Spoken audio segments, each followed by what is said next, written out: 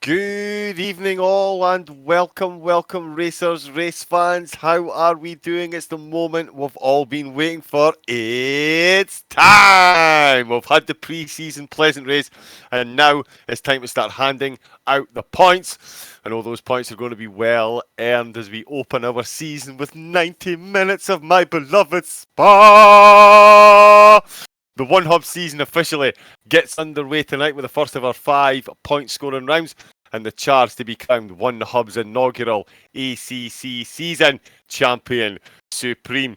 We've got trips to Silverstone, Hungaroring Zolder, and a season finale at the Cathedral of Speed itself, Monza.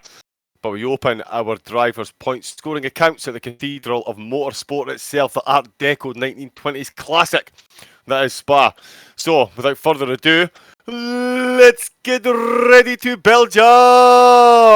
Thank you very much, Mr. Buffer. Of course, joining me tonight and for the whole season, it's One Hub's very own Wonder Woman, Jessica Ball. How are we doing this evening, Jess? Oh my goodness, I'm really excited for the season to get underway, John, and everyone has got to love a bit of Spa. It's a glorious track, situated in the Ardennes Forest, one of the longest tracks on the calendar as well, 7.004 kilometres. We'll talk through a little about the track in a minute. The drivers had a chance last week to get warmed up and check out the competition. But like you said, John, today is where it really counts. This track is really a test for the drivers. In particular, the drivers on the grid that haven't done much ACC. Some of the people on the grid, first race on ACC during our first One Hub event. And 90 minutes for them is a big challenge than 60 minutes. You've got to have good mentality throughout the race, and you've got to make sure your body can physically handle it as well. Whether it's on a pad or on a wheel. I wouldn't want to be doing 90 minutes on my first ever trip to ACC. No. So I wonder how these drivers are going to feel. This is the only 90-minute race of the season, though. But if the drivers can handle this track, I'm sure they can handle the other tracks we have got in store this season, John. I just can't wait. Oh, I am absolutely bursting at the seams. Anyone that knows me, there's two loves in my life. That's Ferraris and that is Spa. And after a certain Belgian winning at Spa in the 24 hours not so long ago, will we see one of his hometown compatriots repeat the feat today? It is indeed a 90-minute this evening, and after last week's pre-season outing, we are in for an absolute motorsporting treat tonight with the field of drivers we have on show for you. Khalifa, Cam Come Kai, SF1, Camo Babo, Car Mentalist, Dexter, Art Connor, Gazaman, Ponies Town, Cablo, Flying, Froome, Blue Mosquito, Okeke, H, Racing Green, ERT Kyle, Blair Grills, Eddie, and two SOP drivers, Milden and Cool, and just signed up today, Gunnar Gamble. 20 drivers at the top of their field in ACC, as Jess said, some of them just only recently converted from F1, so it's going to be interesting to see how they handle Eau Rouge, Radion, the Camel Straight, Lecum. Let's face it, Blanchimont, will they be brave enough to go 2 and 3 wide round there? Car in a Formula 1 car, not so much in a GT3 car, so it really is going to be an unbelievable race we have for you this evening. Jess, we were just talking about the lineup of drivers there. And of course, One Hub backed by quite the lineup of sponsors who have got an eagle eye on this. Of course, normally used to the F1, but the ACC is certainly showing out. So they'll be loving what they're seeing from the pre-season, and I'm sure from tonight. Yeah, definitely. We got 2 sponsors and 2 partners. We'll start going through our sponsors first. Next Level Racing, who's been our sponsor for many seasons already in F1, and they'll be sponsoring the league by providing a direct drive stand to the driver who gets the most drive of the days in our F1 tiers as well. Who knows, we may bring it to ACC. We'll have to find out very shortly. 3M Sim Racing, so sponsoring the league by providing a pair of their Sim Racing gloves, and they're going to be providing Sim 21 Racing gloves, which is their newest set. You can't really get it in real life until the 1st of September. I've been waiting to get it on their store, but I just have to wait a bit longer, but I can't wait to get it because otherwise my wheel looks awful. Anyway, partners that we've got, Vespertine, they are supporting our championship prizes, and if you want to get some merch on For One Hub Racing, you can go on to their store as well. More information about that will be on Vespertine's site, which I will get on for you very, very soon. It is VSPR tn.com, and look at that, One Hub Racing is the featured company on that site. So all you got to do is just click shop here, and then you can get our lovely merchandise. I will actually go through because we have enough time because we got 5 minutes of practice left because we had a bit of a delay to try and get this lobby set up because it was having a few issues, but we're in the lobby now watching the practice going on. So we've got some DRS joggers, we've got a Torquay hoodie, we got a coat, I believe, Park Froome. What a name. We got classic hoodies as well. We got a Slipstream premium tee. We got purple sector premium tee. That purple t-shirt, oh my goodness, looks brilliant. And we got pole sitter premium tee as well, which is a black t-shirt. And then we got ones that have text on it as well. Always first, never last t-shirt, which I'm probably not going to get that because I'm never first. And there's another one as well, which is premium for about £10 extra. Race the Dream, Live the Dream t-shirt as well. There's 2 of those. And there's also a One Hub Racing premium flex fit cap. And I'm definitely going to get my hands on one of those. Final partner that we have tonight is one of our actual partners that are actually going to be providing prizes this season to the winner of the Going Gets Tough award. That is ERT, also known as Elite Racing Team, owned by one of our drivers, ERT Dex. Well, he's one of our team managers, but the owner of that is ERT Thomas. He did race a bit in ACC at One Hub for the trial events, but he's not racing on Tuesdays, which is a bit of a shame. But all you got to do for the Going Gets Tough award, complete your media day interviews, all of that is your pre- and post-race interviews, and you got to finish outside the top 3 and attend every race. And if you want to find out what these drivers can win from that, here it is, £25 PlayStation or Amazon voucher. The drivers get a choice, of course, and a trophy as well. So plenty of prizes to get involved. We've still got a lot of things to cover in terms of the format and everything. We'll go through a little bit that in a minute. But those are our sponsors and partners for One Hub Racing, which will cover us for ACC too, John. It will indeed. And as you were saying, we've got some, interesting formats. And it's nice to see One Hub shaking things up, dipping their toe into the ACC waters. No. It's a full-on dive bomb. Not only will the drivers in this championship be under the normal One Hub Racing point structure, we've also, as Jess mentioned, we've got prizes being handed out for comeback points. So whoever gains the most positions from P1 through P10, they're going to get themselves an extra point. And the same from P11 through to P20.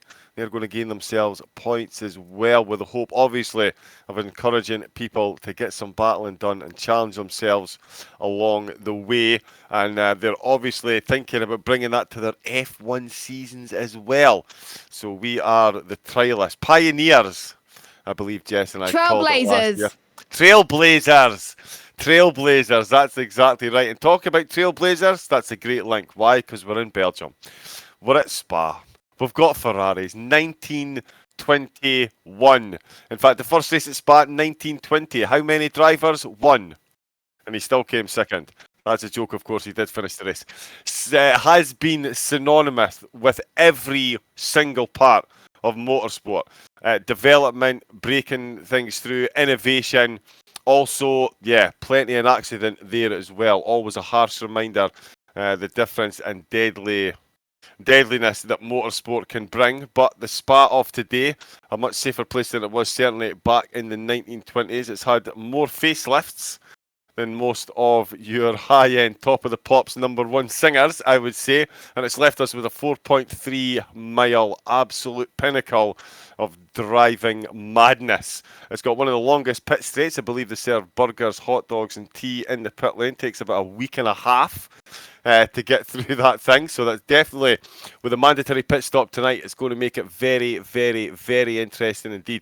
It's actually stays. It's only 69% of the lap time that you lose coming through the pits here at Spa, but the lap itself is well over 2 minutes. I don't want to give away too much at the moment, but looking at some of these practice times, it's a good thing I'm commentating and not still trying to be a racer. The guys and girls involved tonight, as I say, Spa promises everything that you could possibly hope for in a racetrack, with so many overtaking opportunities, slipstream opportunities, It's going to be an amazing one for the drivers. They've got a pretty steady track temperature this evening. I am so excited for this one, Jess. I absolutely cannot wait to get this one going. It promises to be a great opener, and we've got an amazing season ahead as well with these tracks that we've got on the calendar. Yeah, we discussed it earlier on in the stream as well with the tracks we've got lined up. I absolutely love them as well. We got the high-speed tracks coming up first with Spa and Silverstone. Then we got the medium-type tracks and obviously the low-speed tracks as well. Luckily, the drivers didn't have to get the DLC tracks because these are all from the base game on ACC as well, so they didn't have to spend extra money. Maybe in Season 2, they'll think about doing some from British GT DLC, or some other DLC, the Intercontinental one as well. So everyone in the ACC team, as it were, are looking to improve the season after season. So this is the inaugural season. It should be a lot of fun. So we're just about to get into qualifying, but we'll briefly touch the format once again. It is going to be different to what you're used to in the trial events that we did earlier on in the year. So the preseason race that just happened last week and in round 3 will be 60 minutes long, the race. Rounds 2, 4 and 5 will be 75 minutes. So that is the average time that the races are going to be held for. And the first round is the longest out of the lot, like we said in Spa, 90 minutes long. And each lobby has a 15-minute practice session. Then it has a 15-minute qualifying session. So the practice session is just about to finish and everyone is about to start their laps around quali. Ambient temps, track temps are dynamic with the time multiplied dynamic as well. Each driver will have to do one mandatory pit stop for both tyres and fuel. If they do not do that, they will be disqualified. Luckily, no one forgot last week, which is good to know. Drivers are required to record or stream their races in case of any incidents as well. So if they do not record their races and they've been called to the stewards room, I believe they will be getting a penalty. And drivers need to pick one car for the whole event. If they pick another car for round 2, for example, compared to round 1, they will get a big fat DQ from the season. And we didn't want that. We didn't want that. So less talking, John. Let's get into the match. We're in qualifying. Yes. It is Spa. And we got 17 drivers now. One driver who was struggling to get into the session is now in the session. So it is all good. Shame we don't have a full grid. But boy, oh boy, this is going to be great. It really is. It really is. The driver that couldn't get in, actually, SOP Cool and the SOP Motorsport boss is in the house, checking up to see how his prodigies do. Of course, 2 of the SOP drivers we've got in this evening, Milden and Cool. Milden, I definitely know. I've seen him racing a few times. Had the pleasure of commentating as well. Won the silvers there. So we can expect him to make a big splash early doors. SOP Cool as well. I think I've seen him racing once. Simon's going to have to remind me. I think that was a race he and I commentated on. Can't remember specifically which one though, but he is a fairly newish name to me, although he's been in the team for a while. He's just been racing elsewhere. I am, of course, going to be keeping a close eye on Dexter. It was one of his hometown driver from his hometown, that won the Spa 24 Hours in a Ferrari. Dexter's in a Ferrari for the opening season. His racecraft is not to be underestimated in any way. He qualifying, not the best at qualifying. He'll admit that himself, but you don't need to be when you can put in the type of consistency that he is going to put in. 15 minutes our drivers have to qualify, and you can shave about 4 minutes straight off the top of that with your out lap, trying to get out the pits, trying to get a bit of time. So the drivers are only going to get a couple of laps to put in a decent time and get themselves someplace up the grid. Of course, this isn't a track where qualifying is held in the highest of regards. Certainly something that was played out in the pre-race interviews. Let me just find where I'm looking for. I thought that was such a smooth link there, Jess. There was definitely, where did we... Question 4, John. That's the one I'm looking for. There we go. See, look, it's a good thing one of us knows what we're doing. And I think we all know which one it isn't. That's me. But yeah, as the drivers have even said, there was a question a minute. How important is qualifying here at Spa? And not many of the drivers at all thought it was important with there being so much overtaking. Although Dexter did say qualifying is always important, but you can definitely overtake on this track. So quali is not key. Blue Mosquito was the same, shouldn't be too bad, as there's plenty overtaking places. Eddie says it is always important. He reckons Spa isn't easy to overtake. What car is Eddie driving? Eddie, we need to have a word, bud. Yeah, but he's going to do his best. Yeah, we definitely do. But he's going to do his best to start this championship on the right foot. Car Mentalist didn't race last season. He's won ACC races. He's won lots of races. He is blisteringly quick. It's just horrifying. But he says it's always important to be at the front to avoid any trouble, which is fair enough, especially with Eau Rouge being the first corner of the race. Beyond the start, it's a long race, and he reckons it is fairly easy to overtake. So this is one of the tracks where qualifying is less important. Again, Art Corner agreeing, not massively important. Spa has a lot of potential for overtaking. I like the sound of Art Corner already. Cam, well, he just shrugged. Milden, not so important, which is good, as it's his weakness. Milden, qualifying's your weakness, Mr. Won the Silvers. Seriously, come on. I'll tell the jokes, you do the driving. How about we stick to that? Yeah, let's stick to the status quo, bud. Pablo does think it's going to be important, but strategy is going to play a big part. Yes, it is. That pit lane from hell. 95 seconds you lose for a tyre change. You could do a lap of Brands Hatch and have a cup of tea in that time. Flying Froome, he says it is pretty important in general, because on ACC he reckons it's hard to pass. So I think he's maybe new to ACC, coming from the F1. The contact physics on ACC, granted, not the best, but definitely this is a track where we're going to see 3 wide all day long.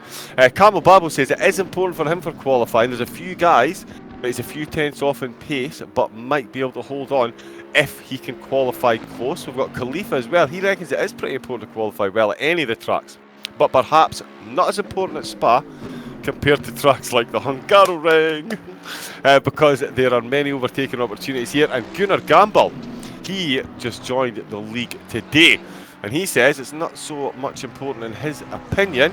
A long race with plenty of places to overtake. And you know what they say, qualifying and finishing the race is much like the tax. One of them is for vanity and one of them is for sanity. And I can definitely tell you that qualifying is the vanity, because it is a 90-minute race and it's Spa, 4.3 miles. We're about halfway into qualifying now, Jess. We've got a couple of sighter times on the board. You and I did expect to see the Ferraris doing quite well at this track, but at the moment Lambo, Bentley and Mercedes are absolutely leading the charge, and it's an SOP 1-2 with Milden. Again, doesn't qualify well. Not sure that's maybe, I think that might be a bit of fake news there, do we think? Yeah, I think so as well. Maybe he's setting the expectations quite low. Maybe he's doing a Lewis Hamilton where he's like, yeah, I'll qualify low, and then he ends up putting the car on pole position. We have an SOP 1-2, which is great to see as well. And we were talking about it earlier when I was talking about the format that drivers had to pick a car which is best suited for them this season. We got quite a mixed bag as well. Some of the cars I were hoping to see that weren't on the grid last week are here. It's amazing to see. We got quite a mix. So let's start off with the man on pole position as well, the 2:18.552, already beating the real life lap record. So there we go. He is in the Lambo. Car Mentalist, I was hoping someone would get in the McLaren, and he's now my new favourite driver. Joking. But he's in our favourites. Yeah, we can't have favourites unfortunately, but yeah, McLaren's one of my favourite cars on ACC, period. I love to drive it. He's in the McLaren. Milden, he's in the Bentley. Dexter in John's beloved Ferrari. And I was actually finding one of the questions for the pre-race interviews where they were asked why he has chosen that car, and Dexter was like, because I feel at home in this car, it just fits like a glove. Car Mentalist picked the McLaren because it's a great all-rounder. It has its drawbacks, compared to the front engine car, which we'll talk a little bit about in a minute. Like it being more sensitive to curves, but it makes for its great agility.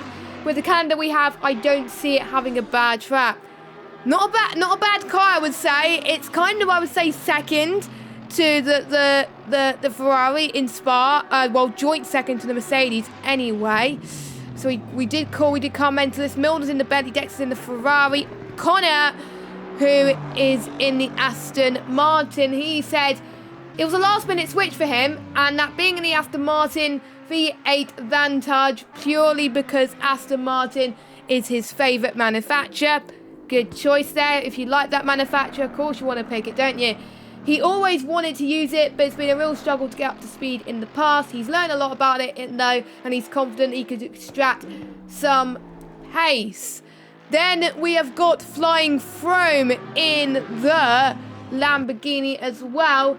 And he says he likes the challenge of the Lambo. It is fast, but hard to drive. I can totally agree that the Lambo is hard to drive. Well, yes, it's a maniac of a car. It definitely is. Camo Babo in the Bentley. He stick to his word from last week. It is his preferred car at the moment. That's what he just picked. Lou Mosquito, the Audi. And he said Audi's edgy enough to make it fun without wanting to kill him constantly. The big front engine cars could get a bit boring over a season. So, some people liking the front engine cars, some people don't. So there's a bit of a mixture. Khalifa, one of our ERT drivers, as well as Camo Babo and Dexter and Kyle. He is in the Mercedes, quite a lot of Mercedes tonight. He has picked the Mercedes because he has a lot of experience using it on ACC and have setups available for it on most tracks. Eddie is in the Aston Martin as well. He'll be racing the season with Aston Martin. It's the one who believes in his project. I like the way Eddie is taking the interviews very, very seriously. I love it. One of my favourite pre-race interviews I've read from anybody, actually. All 5 of his questions is amazing. I may go through all of them from him if we have the time. Cablo is in the Bentley because he feels most comfortable in it. Good answer. One of our newest recruits. I love him already because he's picked one of my favourite cars, the McLaren, and love the blue livery, the nice sky blue, as it were. That's the colour of my bedroom. I love it. And he's picked it because he's new to ACC and it's the only car I've really had any decent track time on it. Fair enough as well. He didn't have time to pick any other cars, so fair enough. Cam, he's picked the Mercedes because it's fast. And if you know Cam, he does short answers in the pre-race interviews, both in ACC and in F1, so you got to get used to it, John. And KK in the Aston Martin as well. Where is he? There he is. He picked it because Connor suggested it. It's a difficult car, the Aston, but if you get the setup right, it's quick. He's so fresh to the game, so he might as well pick the Aston. Blair Grills, believe it or not, this is a interesting topic that I'm going to bring in a minute, so let's go back to him in a minute. H Racing Green is in the Audi. He didn't answer the pre-race interviews, but I'm not surprised he's picked it. Blair Grills has picked the Honda. The only driver that's picked the Honda, actually. Quite shocked about that, but it does look cool. Let's go on board with him now, which it looks gorgeous, I have to say. And he was one of the drivers that was called into our rivalry section with his brother, Camo Babo. I did not know he was brothers until Nick told me yesterday in the media day. Believe it or not. And they both were asked the same question. Do you expect the fact that your brothers to create an even greater rivalry heading into the season? And Blair Grills replied, unfortunately, due to my brother's sweaty nature, I'll not be far enough up the field to be battling him. I'm happy to make up the numbers, which is good for the league, as he used to stop playing when I beat him as a kid.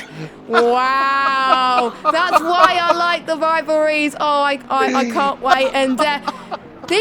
And Nick doesn't usually do the rivalries for Media Day, but he was called to do it this week. Nick, I love you with those questions. And Camo Babo says, I'll be honest, I'll struggle to think of anything I'm not better at. This is no exception. So, Camo Babo being a bit more honest there. That is interesting. But that is your rivalries. We'll go through a bit... We'll go a bit more pre-race interviews in a minute and talk about 2 minutes left to go qualifying, and it is Car Mentalist. Almost in the 2 minute 17s, in pole position right now with SOP Cool, I think that's how you say it, 3,000ths behind him. Last week we had a gap of 6,000. This week at the moment 3,000. You can't get any closer than that. No, you really can't. You really can't. So I'm still cooking up my brother. Is so sweaty at everything. That's amazing. Get a few digs in the live TV. I've also got to love the guys in the chat as well. Luke said he doesn't like an Aston Martin and SOP Motorsports. Simon instantly replied, Sergio Perez. Very good indeed, very good indeed. But yes, Simon, ERT Kyle, Art Connor are fast. Gunnar Gamble, he says, is very, very fast too. And you're absolutely right, Simon. It is an absolute cracking lineup. Sorry, speaking of cracking lineup, I'm absolutely cracking up here. Let me read some facts and information for you. As you know, One Hub normally specialise in Formula 1. They're only on season 19 about to start, so that's where most of these drivers have been plying their trade. The Formula 1 cars, as we know, are all very, very, very similar. A few odd bits and pieces and a couple of million quid here and there in research, of course, but in these cars it's a very, very different story indeed. Different engine sizes, 3.5 litre up to 6.2. We've got V8s, a couple of V10s in there. We've got engines mounted in the front, the middle and the rear, although there's no Porsches, so we can forget the rear wheel drives. The Bentley is a monster over the curbs. The AMG is a cheat car over the curbs, Simon. Yeah, that car you drive, bud, that's a cheat car over the curbs, as we've discussed. Great racers, all drive Ferraris. Can't even say it with a straight face anymore. But yeah, there is a massive, massive, massive distance. As I say, even the Merc AMG up at the front has got a front splitter that can use to help balance that enormous nose. And another car that is, yeah, passionately, shall we say, nicknamed the Boatley. That is the Bentley, another car that sails over curbs and has got some serious top speed. Very difficult to get past though, given the size of it. Jess touched on it. Quickest car around here? Well, it's got to be the Ferrari, obviously. Won the Spa 24 recently. Guided by a Belgian. Will we see the same today? He's in 5th at the moment, a second off the ridiculous, quite ridiculous lap time set by Car Mentalist. 2 minute 18.1. I can't even get into 2 minutes 20 around here. Again, more reasons why I sit here commentating and not with my hands on a steering wheel. I'm just checking Milden coming across the line there actually, and he stopped short. So I've distracted myself there to see if Milden was going to get any quicker. So it's not the front row lockout. Quite the front row lockout we thought, but yeah, Car Mentalist 3,000 Jess between the top two. That is just that's just insane. That is just insane. I never would have thought anyone would have been close to that. These two are going to give the drivers a run for their money, I have to say. But we still got someone on a lap right now. It's Cool in second. Can he beat Car Mentalist pole time to get into the P1 spot? He's the last person to cross the line. Yes, he does. 1/10 quicker than Car Mentalist. Worst person into the 2 minute 17s is the Lambo. So the Lambo comes out on top. SOP Cool on debut to One Hub Racing takes his first pole position. But to be honest, John, you know what he's like, so you're not really that surprised, are you? No, like I say, he's in the SOP team, and if you've got SOP in front of you, they have some very, very, very, very quick drivers in that team.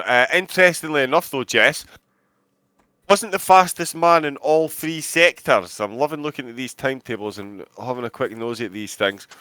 Sector 2, SOP Cool, is the quickest man by a considerable chunk, actually. 2.5 tenths quicker than anybody else in Sector 1. Car Mentalist is actually the quickest man in Sector 1. Sorry, SOP Cool in Sector 2, Car Mentalist Sector 1. Quickest man in Sector 3? Dexter down in 5th.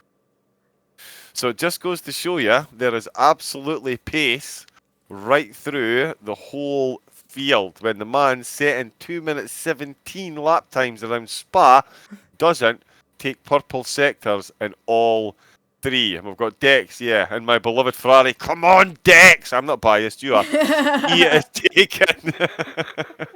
He is comfortably purpled Sector 3, so this really is going to be quick. We've got a heads up from Simon. He's saying in the chat that Gunnar Gamble is a quick one as well, and Simon knows he's quick drivers.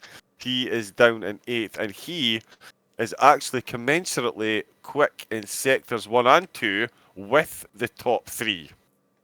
So it's only his 3rd sector that's let him down. And given the time gap, if he'd have got his sector 3 right, he would have been very much in the mix for a top 5 position. Yes. That's how close it is. It's unbelievable. That's how close it is. And if Cole got a fastest sector, he would have been well into the 2 minute 17s than he would have done, honestly. But to be honest, he's happy with pole position, I'm sure. But it's not where you get points in qualifying, is you get it in the actual race as well. So that's something to watch out for. One of the other questions in the pre-race interviews is, do you roughly know what sort of positions you'll be fighting for this season? Dexter wants to be top 5, even though he still hasn't faced all the guys yet. Well, he's P5 at the moment, so he's already living to that expectations. As I switch over to the race action, there we go. Blue Mosquito, hopefully a podium or 2. A win will be a big ask. Well, you never know. Anything can happen in ACC, and it usually does. Eddie says, we are a new team. My goal is to finish top 10 and get 1 podium this season. Well, you're not doing too bad, my friend. Commentalist P2 on the grid at the moment says, I believe I can fight for the title. It's going to be difficult, especially with a shorter calendar. That means there's no room for an off event. And I have to say, I agree with Commentalist a lot there. Connor saying, hopefully top 5, although there's a few people yet to race that are very, very quick. And Connor knows what we're talking about. And I think everyone in the chat from SOP knows what we're talking about as well. Cam just puts, yeah. So I'm guessing he knows where he's going to go. Probably, he said in the first question that he's probably going to be a back marker. But he was questioning the post-race stewards report last week that he wasn't very good with obeying the blue flag rule. He didn't move out the way quickly enough and almost took someone out. So, Cam, hopefully you don't do the same this week, my friend. Pay attention. Pay attention, yes. Milden, hopefully podiums, but there's some serious talent in this. Well, Milden's looking very, very good at the moment, so he is living up to his expectations so far. Cablo would highlight the hope in the mid-pack, pick up a few cheeky top 10s. Flying Froome, top 4 and 5, but it's very close. That's the most common theme, close. OKK, he thinks top 10 as well. Camo Babo, yes, without having raced everyone, I think I'm more than likely just be inside the top 10. Khalifa, after seeing some quick drivers sign up to the league, I'll be happy to consistently finish in the top 10.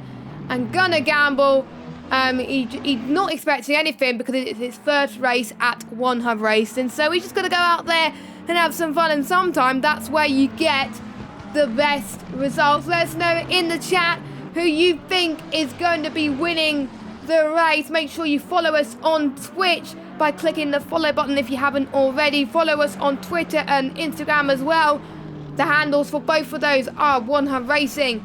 Also subscribe to us on YouTube as well. That is where we do most of our streams, and all of our streams that are streamed on Twitch, which are some of our F1 tiers per week, and all of our ACC tiers will be uploaded to YouTube straight after the event, usually a day after. But there we go. And also make sure you check out our website, onehubracing.com. We're not that far until the start of the race, and I'm trying to find one of our spreadsheets so I can go through quickly the point structure that they have at One Hub Racing, because they follow the One Hub Racing points. So first place gets 20 points, second 17 points, third place 14 points, fourth place 12 points, 5th place 10 points, 6th place 8 points, 7th place 6 points, then it's 5, 4, 3, 2, 1, all the way down to 12 points. No fastest lap points, just the comeback points, which John was talking about earlier. Oh my goodness, 90-minute race, and we're also going to be going into the night very, very soon. This is sunset conditions. This is 8:17 at night.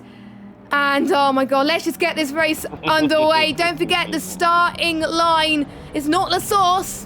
They go green near El Rouge. So that is the most important thing to know, because in F1 you go green at just before their source, but in ACC it's different. You go green in El Rouge. I did check that before the stream and I was right there. So yeah, a few drivers could be caught up tonight, but John, I'll hand it to you to take us through the start.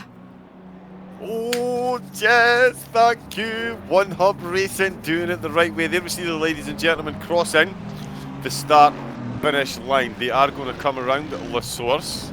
It will be the last corner of their warm-up lap, but it will become turn 1 as they make their way through the Belgian hills. Here they come then down the hill, as Jess said, facing Eau Rouge, up Radio on the Kemmel Straight. 17 cars on track, 20 points for the winner, comeback points available, and the One Hub Racing Championship on the line. 90 minutes with a mandatory pit stop. Lamborghinis and McLarens leading the way, and it's green, green, green, go, go, go.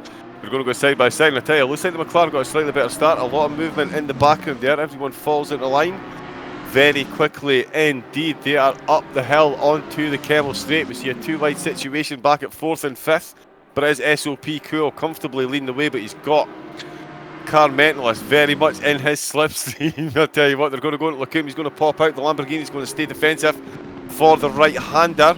It means that he is going to have the best exit when they come out of Malmedy, but the McLaren missed his braking zone, slightly locked up a bit, and I'll tell you what, a bit of bumper rubbing with the Bentley in the rear. That's Milden and his teammate trying to catch, sorry, so it's Milden and Car Mentalist. Sorry, my timing board's all over the place at the moment, but it is, yeah, Car Mentalist who's in second place. Cool, of course, in the lead in the Lamborghini.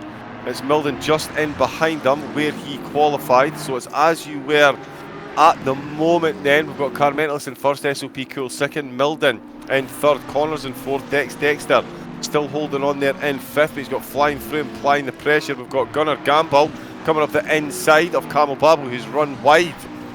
He has made a bit of a meal of that one through the double left.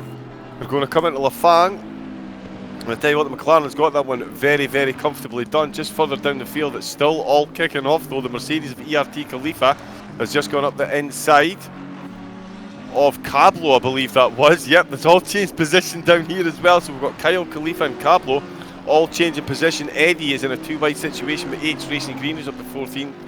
Cam Come On is in 15th, watching the battle ahead. Blair Grill's down in 16th. Okeke is in 17th, limping back. I'm not sure if there's a bit of damage on that car, but it's the first time coming into Blanchimont for our drivers. Cool still leads the way, but Car Mentalist in second. Flying Froome looks like he's trying to pull a move as well. It is all kicking off all over the track. I'll tell you what, 11th and 10th, Kyle and Khalifa, the teammates, they've got Cablo all over the back of them. They need to sort their affairs out very, very quickly, or Cablo is going to be the main beneficiary there. So the two Mercedes of Kyle and Khalifa, they have actually pulled away from Cablo. He's now got 8 Racing Green.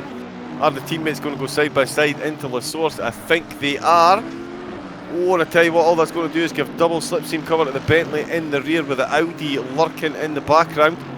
So round La Source, for the first time of asking on a lap, it's Mercedes versus Mercedes with Bentley very close in attention. Up Eau Rouge through Radion. Oh, and I tell you what, we've got one of the Mercs has made an absolute meal of that one, and he is going to get gobbled up. He is either going to get a track penalty or he lifted, and it looks like he lifted because the Bentley is absolutely destroying him for pace along that Kemmel Straight. This is going to be an interesting one. Is he going to go for the move? Is he going to try and defend? Ooh, very tight heading into Lake Com. Now they're going to go side by side into Brussels. There goes Eddie there, and Cablo doing a fantastic job, much better than last week. These guys are probably not used to it as much, but some of these guys have raced in SOP before in the other splits, but this is a mixed ability splits. They're all in the same tier, as it were. If we get more drivers interested in the future, we may have room for 2 tiers, but we need to find some more commentators for that. So that's going to be difficult. So that's why we sit to 1 tier at the moment. So yeah. Jump on board with second, Jess. Sorry, jump on board with second. Car Mentalist is being put under all kinds of pressure from SOP Milden at the moment. He did look like he was all over the back at SOP Cool. I don't think he quite managed to get the move done as they were coming through Le Fang, and what that's done is it has thrown Car Mentalist, the Cool's SOP teammate Milden, in the Bentley He looks like he has gathered himself coming into Blanchimont. But yeah, the battle for the podium, there's no way this one is going away anytime soon, Jess. Blanchimont, turn number 2, lap number 2. And yeah, Car Mentalist, he has got himself a rear view mirror full of SOP colours there. And oh, I tell you what, at the last chicane, Milden looked like he was going to have a look. He was having a look, again. Almost into the bus stop, but he couldn't quite get it stopped in time, unfortunately, as well. And those are 3 drivers which we were expecting to do well as well. I've heard Milden race, and not just ACC as well. I've watched him on Project Cars too as well, so he's used to the GT cars anyway on Project Cars. But even so, ACC is a lot different compared to Project Cars 2. The ACC has been on the console for pretty much a year now, a year and a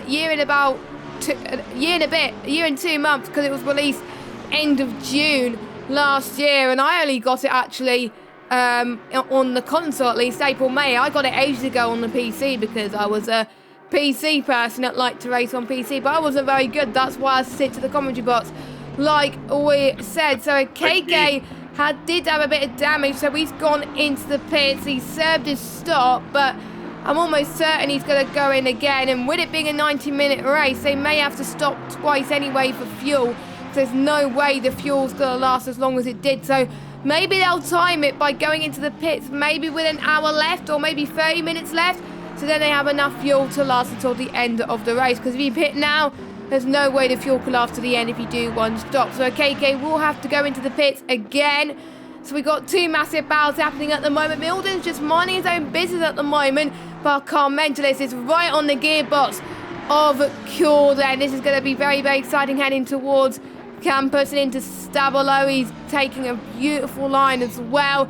We've got Milden in the mix as well. These 3 are definitely on their own league in terms of racing at the moment as they head towards the next section. You're now going to be heading towards Paul Frere, a lovely section of the track.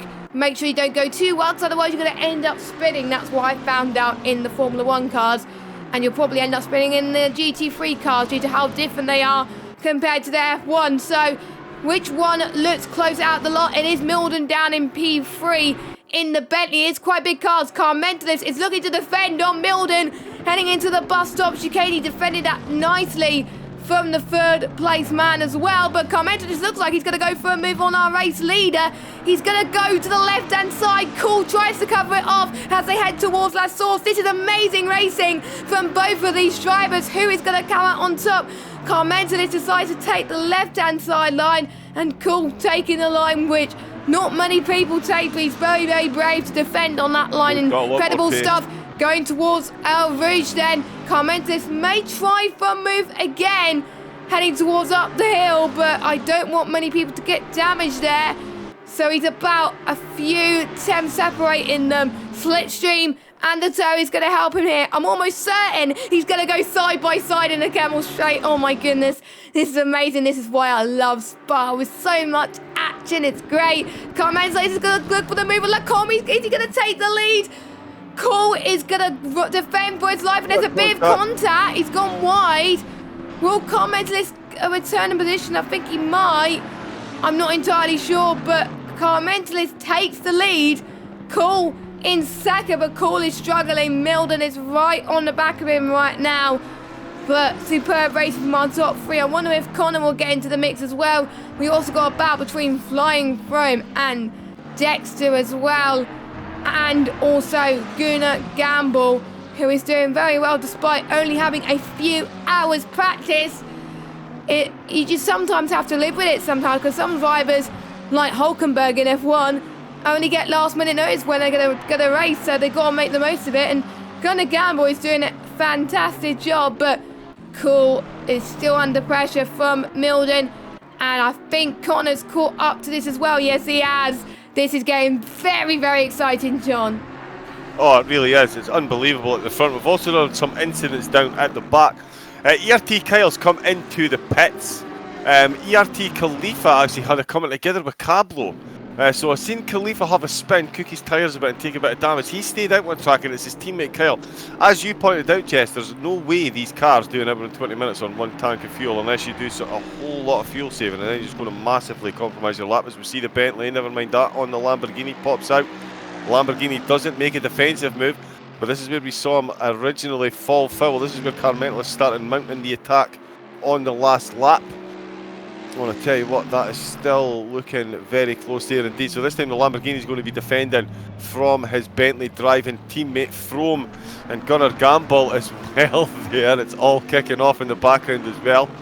I just spotted that one there, and I'll tell you what, the McLaren of Gunnar Gamble, he is in a very interesting position here, Jess. He is superbly positioned to get that two-position move done along the Kemmel Straight thanks to the slipstream. If all three of them can hold this, I'll tell you what, the McLaren is going to have some run here. Double slipstream, Dexter in the Ferrari, flying Froome in the Lamborghini. Oh, and the McLaren, I don't know if he made a mistake going up a ridge, maybe he wasn't quite flat out because of the slipstream, but he's not in the position I thought he was going to be in. But flying Froome is definitely applying the pressure now. Yeah, I don't think Gunnar Gamble was ready to go for the move. I think he was taking it a little bit more cautious because he feels like if he was going full power, then he probably would have binned it to the right bin there. Flying Froome was having a look for a move on Dexter. They go to Brussels and they make contact. Flying Froome has gone off past Brussels then, and this is an understeer part of the track, and I can't see if he's got damage or not.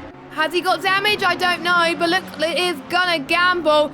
He's going to take advantage of this straight away. He knows that they made contact, Dexter and Flying Froome, so Gunnar Gamble could potentially get I don't even know what position it is. I think it's P5. Yeah, P5 out of all of this. So that will be insane. The timings will update. It's like F1, where the timing tower glitches are hell and they don't fix it. Please fix it. Oh my goodness. That's the thing I hate, when you're trying to commentate on a race and then the timings just flutter everywhere and it's not the accurate positions. It's just hard, you know. But Gunnar Gamble getting a brilliant slipstream once again, heading through Blanchimont. We got Flying Froome also back in the fray, so I don't think he's got enough to warrant him going into the pits, because he's still matching on the pace there. It looks like Gunnar Gamble and Dexter are going to go side by side this time. He's going to take a very brave move there, but look at this. Flying Froome is like, hang on, if you don't make the move, I'm going to make the move, and it's almost going to be free abreast heading towards us. So someone has got to back out here, and look at Gunnar Gamble's straight line speed in the McLaren. I knew the McLaren will do me proud, and they made a bit of contact, not a lot though. Gunnar Gamble, bravo, is up into 5th place ahead of Flying Froome. Dexter's dropped from 5th to 7th. Not ideal from the man who won the pre-season race last week, as the sun is starting to set. I love the sun around here as you look down the hill from El Rouge. It's absolutely fantastic. We're still riding on board with Gunnar Gamble and Flying Froome going side by side. And we got Dexter as well, trying to get the position back. Oh, Jesus, that was almost contact, but they keep it together past Les Combes and heading towards this downhill section. Gunnar Gamble just about holds on to P5, but for how much longer? Flying Froome is hungry. He is tenacious. He just wants to gain as many positions as he can. He's now about to head towards No Name. I think the position is his. Yes, it is. Absolutely fantastic stuff. Yeah, slightest bit of contact there between the McLaren and the Lamborghini, and that has given the Lamborghini the pace he needs to make off. So yeah, rubbing is racing, and these three drivers are certainly embracing that little ethos. See what I did there? They've got Camel Babbo. They've got Camel Babbo in the Bentley. Again, battling drivers in front is only ever going to aid the drivers trying to catch up. And is that fly? Oh, somebody's binned it. Somebody's binned it. Gunnar Gamble. Gunnar Gamble's lost it through Lafang. Yeah, so he's lost the place to Camel Babbo, and that's Blue Mosquito, who is lurking in the background now. So Camel Babbo has been gifted a position there. Not only that, Dexter didn't get the run through campus or the Stavolo exit he needed either. So Camel Babbo looks like he could be gifted another place. In the last go round here, we did see the slipstream catch out the McLaren? Will the Bentley, although he's that far back, the slipstream's only going to aid him. He needs to make sure he brakes about 10 metres earlier because of the slipstream. Oh, perhaps a bit wider, a bit deeper there than he would have wanted. The McLaren's still watching in the background. The Bentley riding that sausage curve. So they're going to come into La Source on this time of asking. No 3 wide this time. Not sure my poor old heart can take that anymore, to be fair.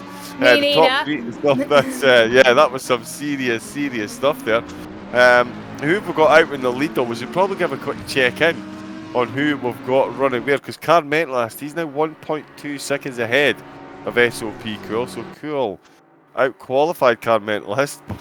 Well, we'll see out-qualified him. Oh yeah, he did, sorry, he got the 217.967, a tenth and a half ahead of Mentalist, but Mentalist has overturned that in the race.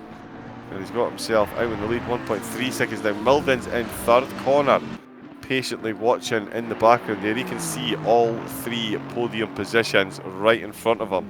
And with an hour and 15 and a mandatory pit stop still to go, oh well, the first 6 laps have shown us that anything is possible.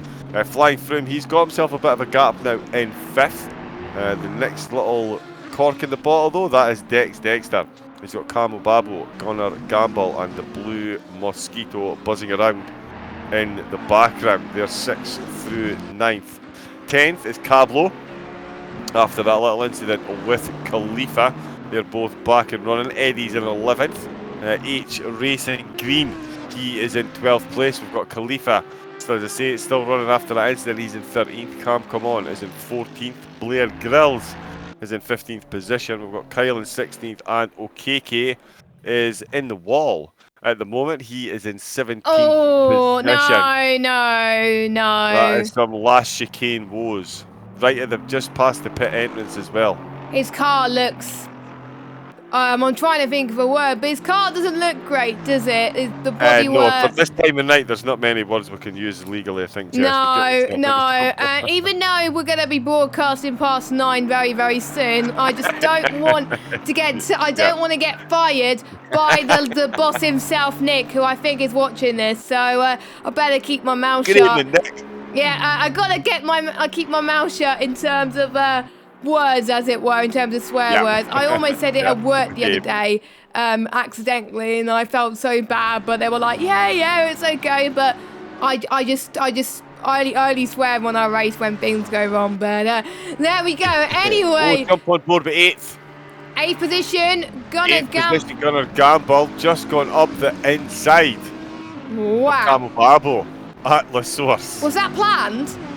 I would say that was planned. I would absolutely say that was planned. He got a great exit out the last chicane and going into La Source. Yeah. Camo Babo was very compliant as well. He left the space. And the two of them went side by side through La Source, and Gunnar Gamble has got himself a place back after that little coming together. Blue Mosquito has now jumped onto the slipstream of Camo Babo, so he has definitely been dragged straight back into this one as well. And if the McLaren of Gunnar Gamble can keep this pace up... Oh, and in the background there, do my eyes deceive me? Oh, another bit of Cablo. Again, he's just had a bit of a coming together there with Eddie in the background. That's not good. Cablo up into 10th. Yeah, bit of door knocking there. Is he on a joypad perhaps? I don't know, the Aston Martin of Eddie does seem to... the tyres perhaps a little bit cooked. That is definitely the one big thing the drivers have to be careful here with on ACC is flat spots on your tyres. They really will destroy your advances. Camo Babo has just run wide again through double gauche. I wonder if he's having a couple of issues with his tyres. Gunnar Gamble trying to extricate himself from that situation. Blue Mosquito trying to make the most of the slipstream he's been afforded from the seemingly stricken Bentley just ahead of him. 6 laps in, 7 laps in.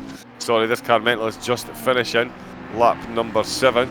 So still an hour and 11 minutes of this to go. Track temperature 19 degrees.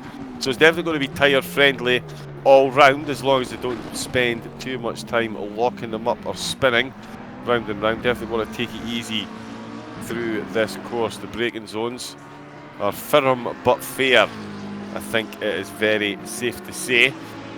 Still all action up at the front though, Jess. We've got SOP Milden and SOP Cool very close to one another indeed, and Mentalist now 2.8 seconds into the lead. So again, qualifying just goes to show you don't always have to get it done in qualifying. Carmento's qualified in second, but yeah, with the race strategy, now finds himself 2.8 seconds ahead. And with Milden and Kuhl seemingly battling, that lead surely is only going to stretch even further. Yeah, it is. And yeah, you don't get points in qualifying, you get it in the race. And if Carmentos could keep this up, he'll be coming to the end of this race with the first 20 points of ACC and will be the first inaugural winner of our ACC season, which will be amazing. Everyone will want to have that glory at the moment. And let's see if he can keep his car on the track, but I'm not going to tell a little bit more. So I've been informed by Dexter earlier on that the progression for this evening's race is 3 times. So we are going to go into the night time at some point. You can see it's getting darker.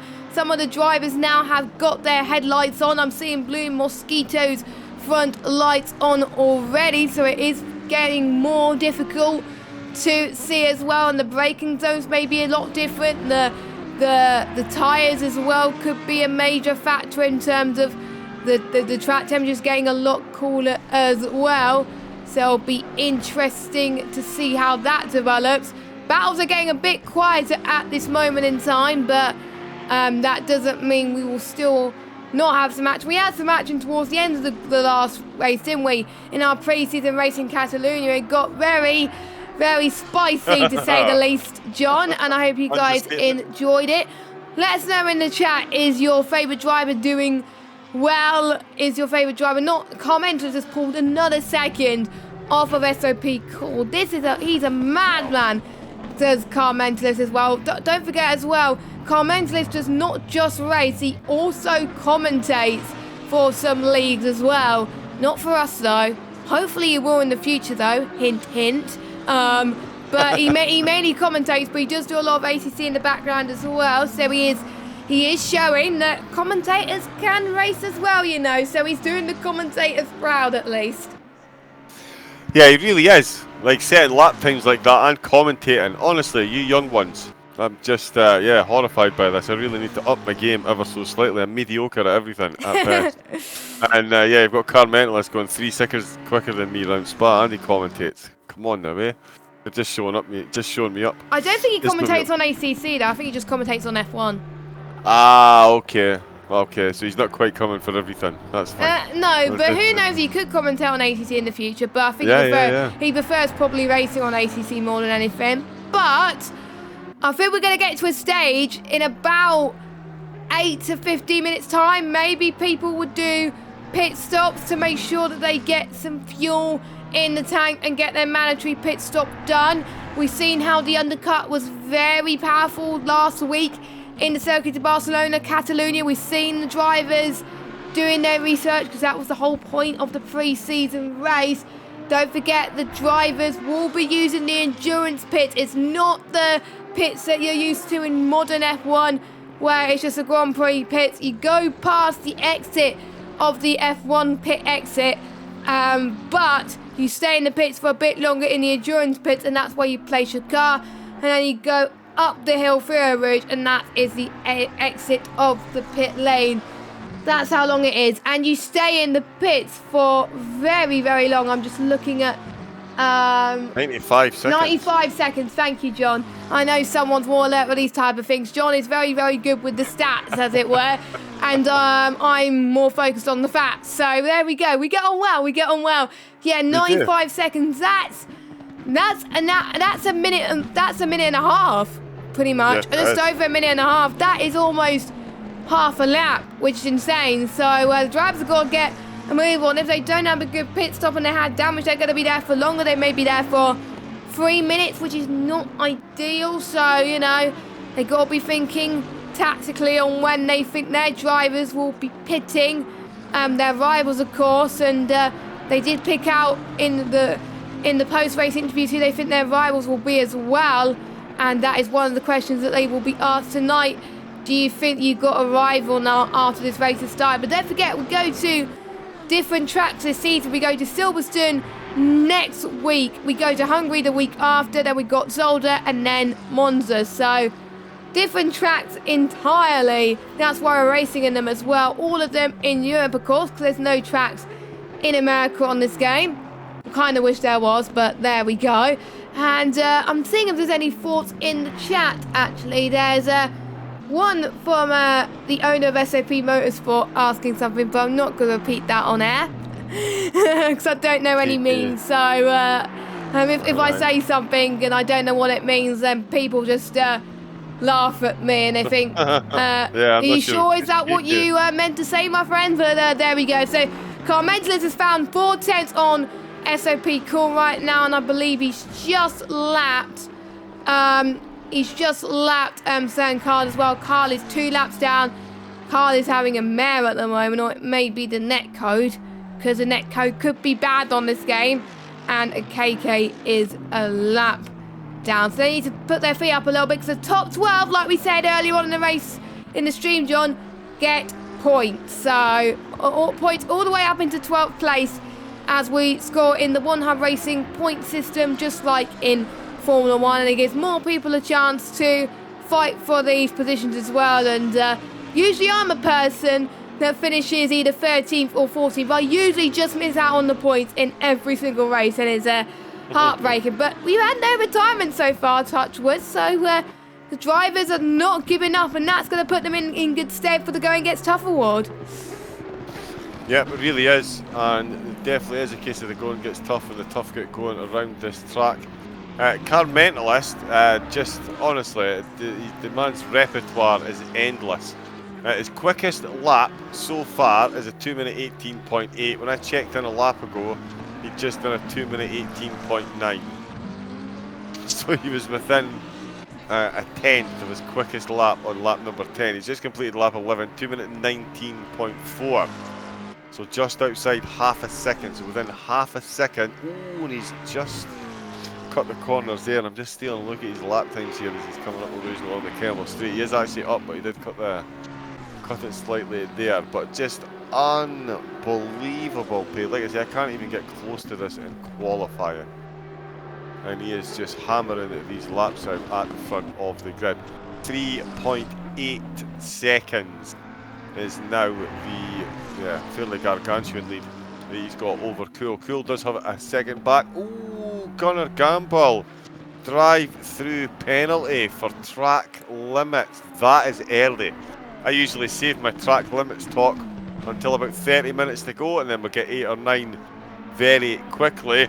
But Gunnar Gamble proving, track limits are not to be messed with, and that is a painful one. After battling the way he has, to get a drive-through penalty at this stage in the race is a sore one. Of course, ACC, you do have to mandatorily take any pit-based penalties within 3 laps. So he's going to have to come in the pits, and the next time he comes into the pits, it's going to have to be to take his drive-through. So he can't come in, take his mandatory pit stop, come in and go back in. He's got to come in within 3 laps to take that drive-through penalty. And as we said, at Spa, 95 seconds. That's 69% of your lap time. He's going to be lapped. For the good lap. And yes, you're absolutely right. That is going to put him way down the field. But it does mean we are going to get to see Gunnar, sorry. I keep saying it Gunnar because I've got a pair of Gunnar gaming glasses. Gunnar Gamble. We could see him carve his way through the bottom half of this field if he can get close to Khalifa when he comes out. Of course, Khalifa qualified much higher. Had that coming together with Cablo, who he's now gotten past again. So he's making his way back through the field once again. So if Gunnar can get himself in and out, but even that's going to be a big ask. I think he's going to come out. Well, he's definitely going to come out behind Blair Grills, I would think. I mean, I think he's going to be in 15th. He's going to be in 15th, and if you get a drive-through in Formula 1, you have to serve it within 3 laps as well. So it's the same. The only change compared to ACC is a stop go doesn't have to be taken in Formula 1. You could, say if you get a stop go after you've done your mandatory 2 stop, for example, in One Hub, because we do a mandatory 2 stop in F1. Okay. So if you get a stop go after that, 5 seconds will be added to your race time if you don't serve it. So, which is I believe, but it's different in ACC. You get 30 seconds stop go, and you have to serve it within 3 laps again. So, yeah, double whammy there. Let's hope Khalifa doesn't get any speeding in the pit lane penalties like he did last week. There was one question that was asked: what did you learn from last week's pre-season race will help you to look to round 1? Khalifa said that I'm hopeless at staying under the pit speed limit. I'm giving it in to turning the pit limiter assist on. Wow, Khalifa, wow. But at least he won't speed into the pit lane now. As long as he remembers to actually turn it on, he should be absolutely fine. And I'm just trying to actually find someone else to see if, any relevant points on that first question. Milden watched the pre-season race and learned that Dex is very cheeky on strategy. Looks like Milden is learning a lot from Dexter right now in 3rd, and he's trying to close in on SOP Cool, which is 4 tenths behind now. Milden is looking very, very good right now in this Bentley. So this is very, very incredible for him into the bus stop. One of the cars is very, very small, which is the Lambo. One of them is very, very big, and that is a Bentley. So you couldn't get a better contrast if you try, ladies and gentlemen, as they both head towards our source. Milden dropping a few tenths off a Cool this lap, so, well, this sector, so he is probably going to try on the Kemmel Straight as well. Connor predicted that he was going to be a close season. Well, of course it is. Car Mentalist saying he's had a successful SOP campaign and he's looking to have momentum. Well, he is having some momentum at the moment, leading the race. And yeah, he cleaned house, by the way. Sorry to interrupt you. Just 5 seconds. Jeez, 5 seconds between him and the next car. Yeah, that is incredible. And Blue Mosquito as well was asked the same question, and he said, good spread of pace throughout the grid. Top 5 or 6 should be close. He's not quite close yet, but he's still having a lot of fun, I have to say. And Cablo's learned how he's pacing the field. Well, to be fair, Cablo is not doing it too bad, to be fair, compared to his rivals as well, so that is good. KK knows how to change fuel and tyres correctly for pit stops. Northern car settings like TC, that is good. And some of them I should have said at the start of the stream, so I'm not going to say anything more. Gonna gamble.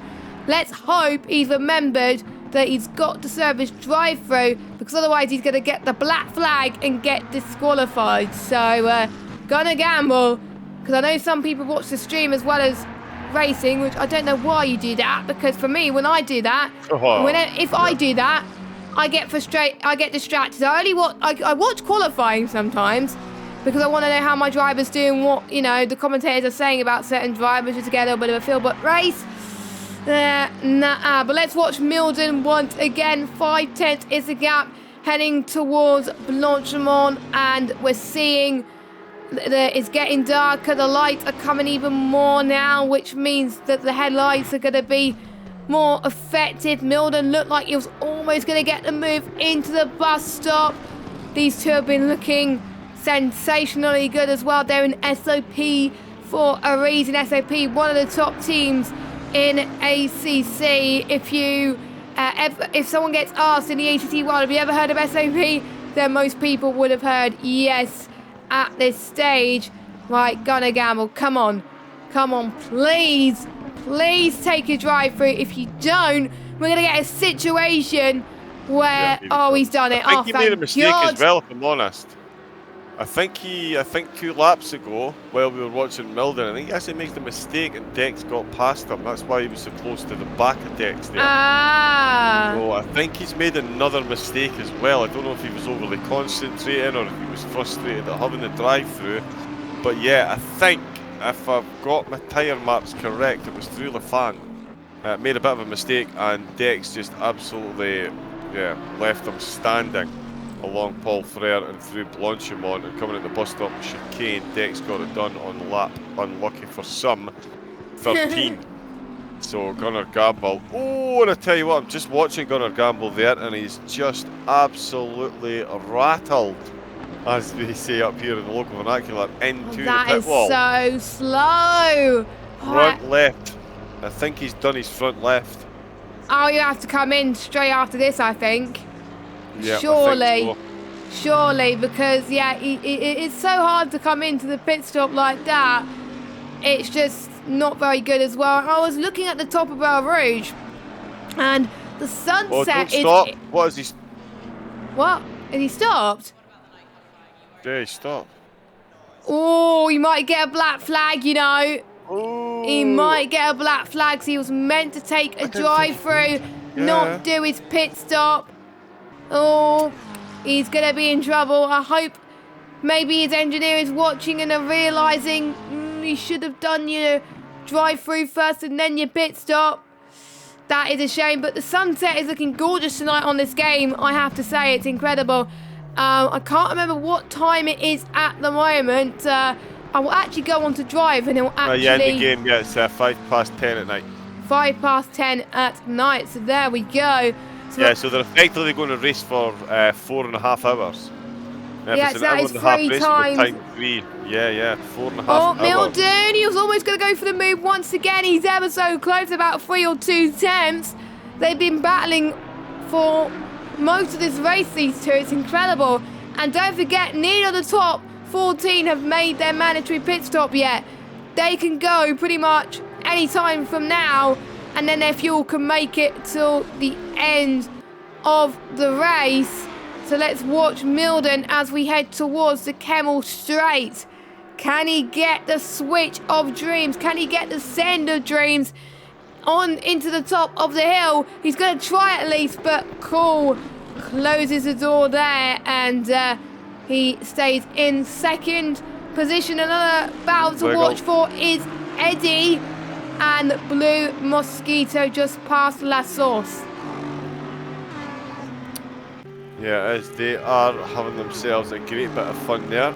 in Blue Mosquito in the Audi, and of course Eddie in the Aston Martin. It is game on for the Blue Mosquito in the Blue Audi at the moment. He's got 8th place, but Eddie's definitely got enough slipstream to close this gap hugely during the braking zone, as we can see. Right back up onto the rear gearbox there. No, there's a front gearbox, there's only one gearbox. It's the excitement of Spa. But here we come then, lap number 15. Still positions to be played for right through the whole field. Only one driver's taken his mandatory pit stop at the moment. Khalifa's in the pits at the minute, so he is going to come out. He's going to have the least tyres left early in the race. The track temperature is plummeting and it is going to get later in the evening, so I hope he accounts for that when he's doing his tyre pressures, because as any ACC driver will tell you, your tyre pressures are absolutely crucial. When you make a mistake with them, you really are in for a rough night on the wheel. Eddie at the moment still trying to close that gap. H Racing Green, he is lurking in the background then, hoping to see another little mistake. Gunnar Gamble, Jess, he's not come back out with the pits. I think there may have been some kind of pit glitch because he's trying to stop and take his... I think it might be a game issue. I do not know. If that is, then I hope it gets fixed, because that is unfair that you have to stop and not do your drive-through first. That is just a shame from Gunnar Gamble. But you know, that is racing, unfortunately, but that shouldn't happen. Khalifa comes out. He might be forced to pit because he had damage maybe as well. But we'll see as Khalifa comes out in 14th place, serving his mandatory stop. Hopefully he's done his fuel calculations right as well. So he should be good to try and catch up to the likes of Blair Grills and Cam as well. Milden's dropped a little bit to Cool at the moment, but we got Eddie versus Blue Mosquito versus H Racing Green, battling it out for position, heading towards Kemmel Straight.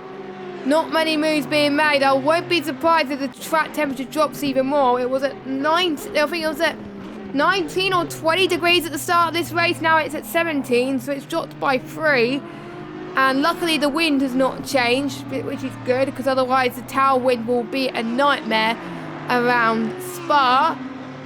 No sign on the weather either, but I do believe it's going to be dry for the rest of the race. So, yeah, no rain yet, Dexter. I know you're watching. You've got to put rain in somewhere. And I have a feeling I know where it's going to rain, because our country just rains most of the time, really. So if it happens, it'll probably most likely happen in Silverstone. But knowing that, Dexter will always watch the streams back. He always does. He always watch. He'll probably change it to another track now. Give us rain. Yeah, give us rain. I don't care when it is. Just give us rain. I actually like rain on the F1 game as well, but you were bringing up tyre pressures being an important factor of the ACC game as well. On the new F1 2021 game, tyre pressures have become more of a factor there. Cool's in the pit. Too. Who's in the pits? Cool. Cool. SOP Cool's in the pit. Who was sitting in P2, I believe. Yeah, he was. He was in P2, but milled in right on his gearbox. 50 minutes to go. So he's pulled the trigger first, and this is going to be significant, Jess, because tyre wear towards the end of the race is definitely going to be a factor. 50 minutes left to go on the clock. That means there's still almost 3 hours, 2.5 hours in the game for these drivers to drive with plummeting track temperatures. Wear shouldn't be too bad, but he is going to be doing 50 minutes on these tyres. Well, I say 50 minutes, it's probably going to be another half an hour before he gets out this ridiculously long pit lane.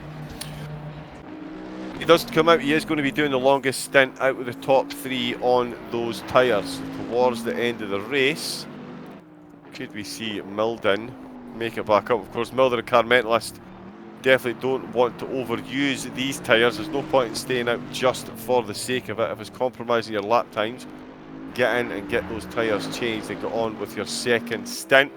Flying Froome, Eddie, Camel Babo and Okeke all taking that advice at the moment. 49 minutes to go, so we're 4 minutes away from the halfway mark, and we've got almost half the field coming in to the pits. That now puts the gap between Car Mentalist and second place at 9.8. Sorry, let's just let the timing board update before I start delivering fake news. What is it we're waiting on, Mr. Timing Board? Oh, we're waiting on the car because it's 9.9 seconds. So well north of half a second a lap he's making up. He just must be good in the cooler conditions, John. He must be. He probably likes it in the night. But some of these drivers that drive in SOP and used to ACC, Car Mentalist being one of them, can do this, and they had experience on how to produce great lap times in these cooler conditions anyway. So I'm not really that surprised, but I am. Lap times are absolutely they're off the charts. Immense, Jessica. They're off the charts. Come on, tell me, what is his lap time? It's even with the he's still down in the 2:20. It's the low 2:20.3. The quickest time I've ever done round here is a 2:20.5. So Car Mentalist is just on a bad lap by his standards, and it's still about 3/10, 4/10 quicker than I've ever gone round here. So yeah, but a second and a half off, but he is within a second and a half lap after lap, and even then the second and a half gap is a bit of an aberration.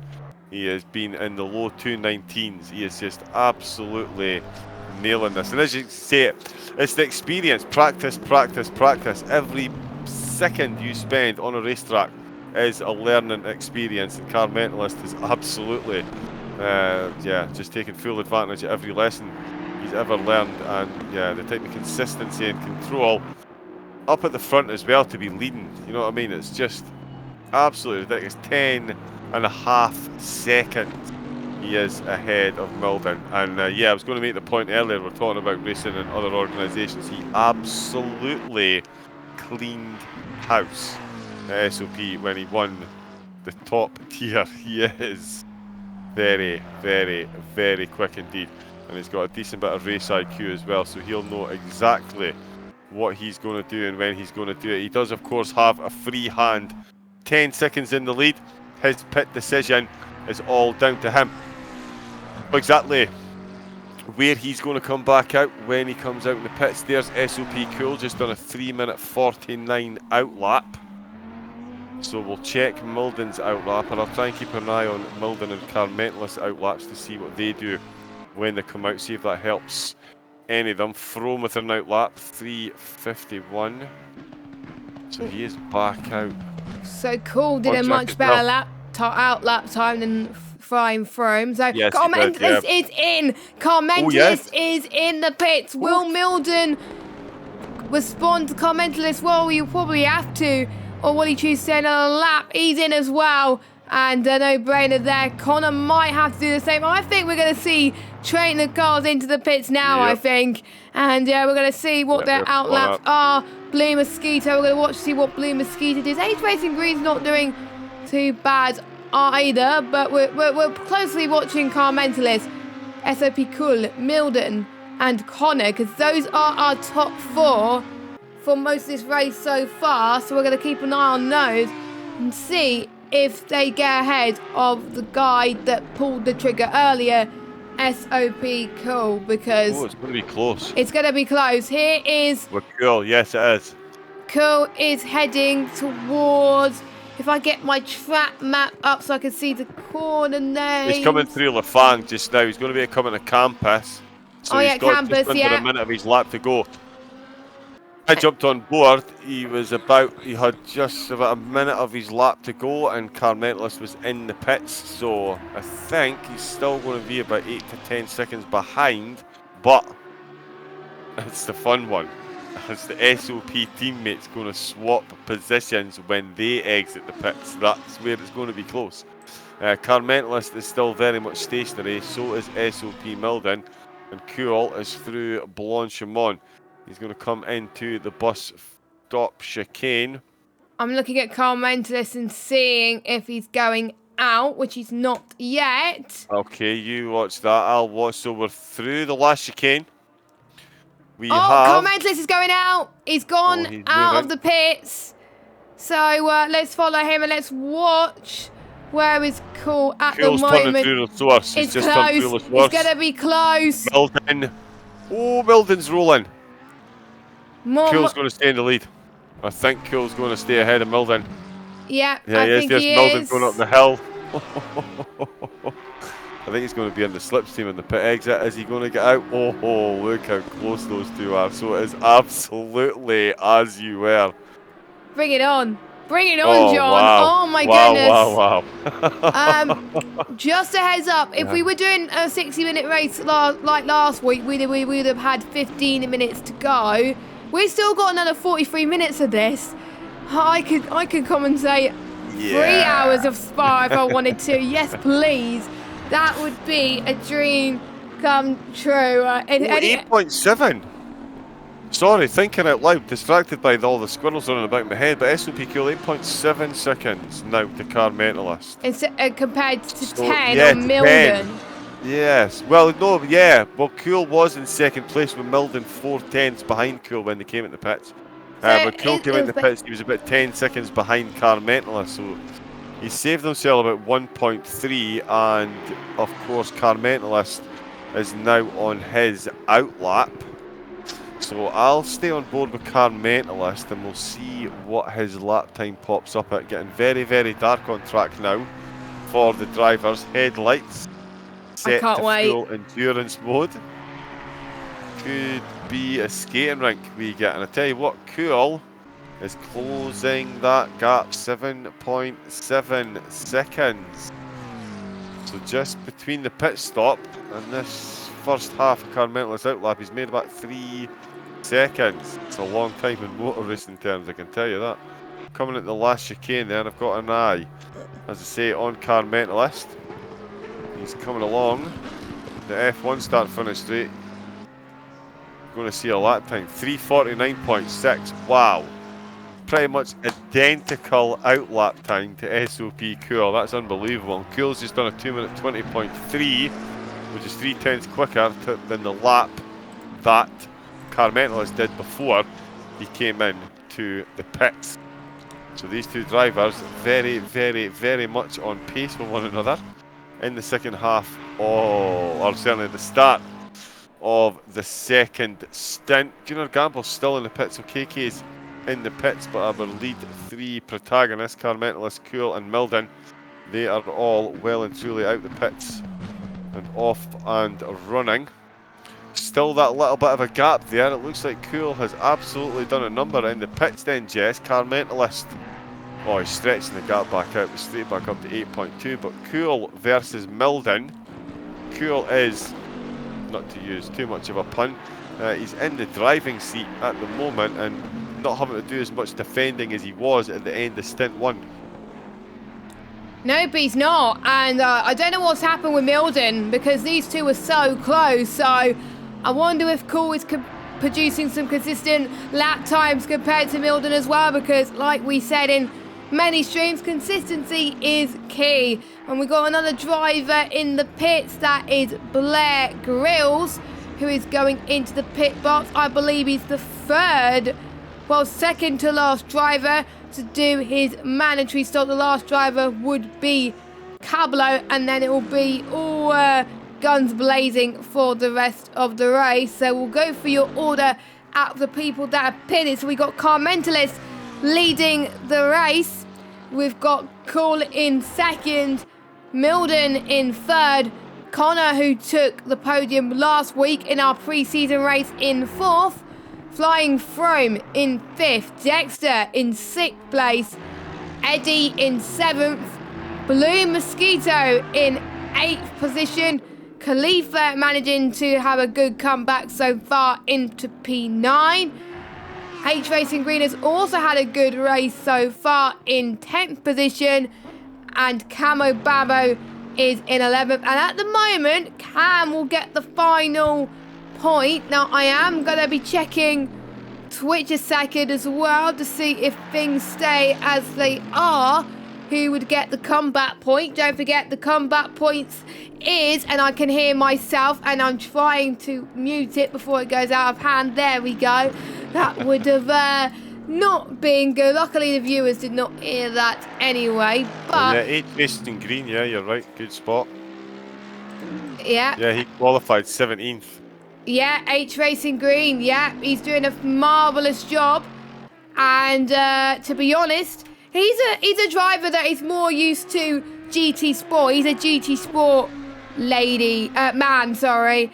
And, wow, really? Is he a GT Sport driver? He's just converted to this? Yeah, well, hats off to that gentleman. Yeah, well, he does a bit of ACC, but he mainly does GT Sport. So, wow.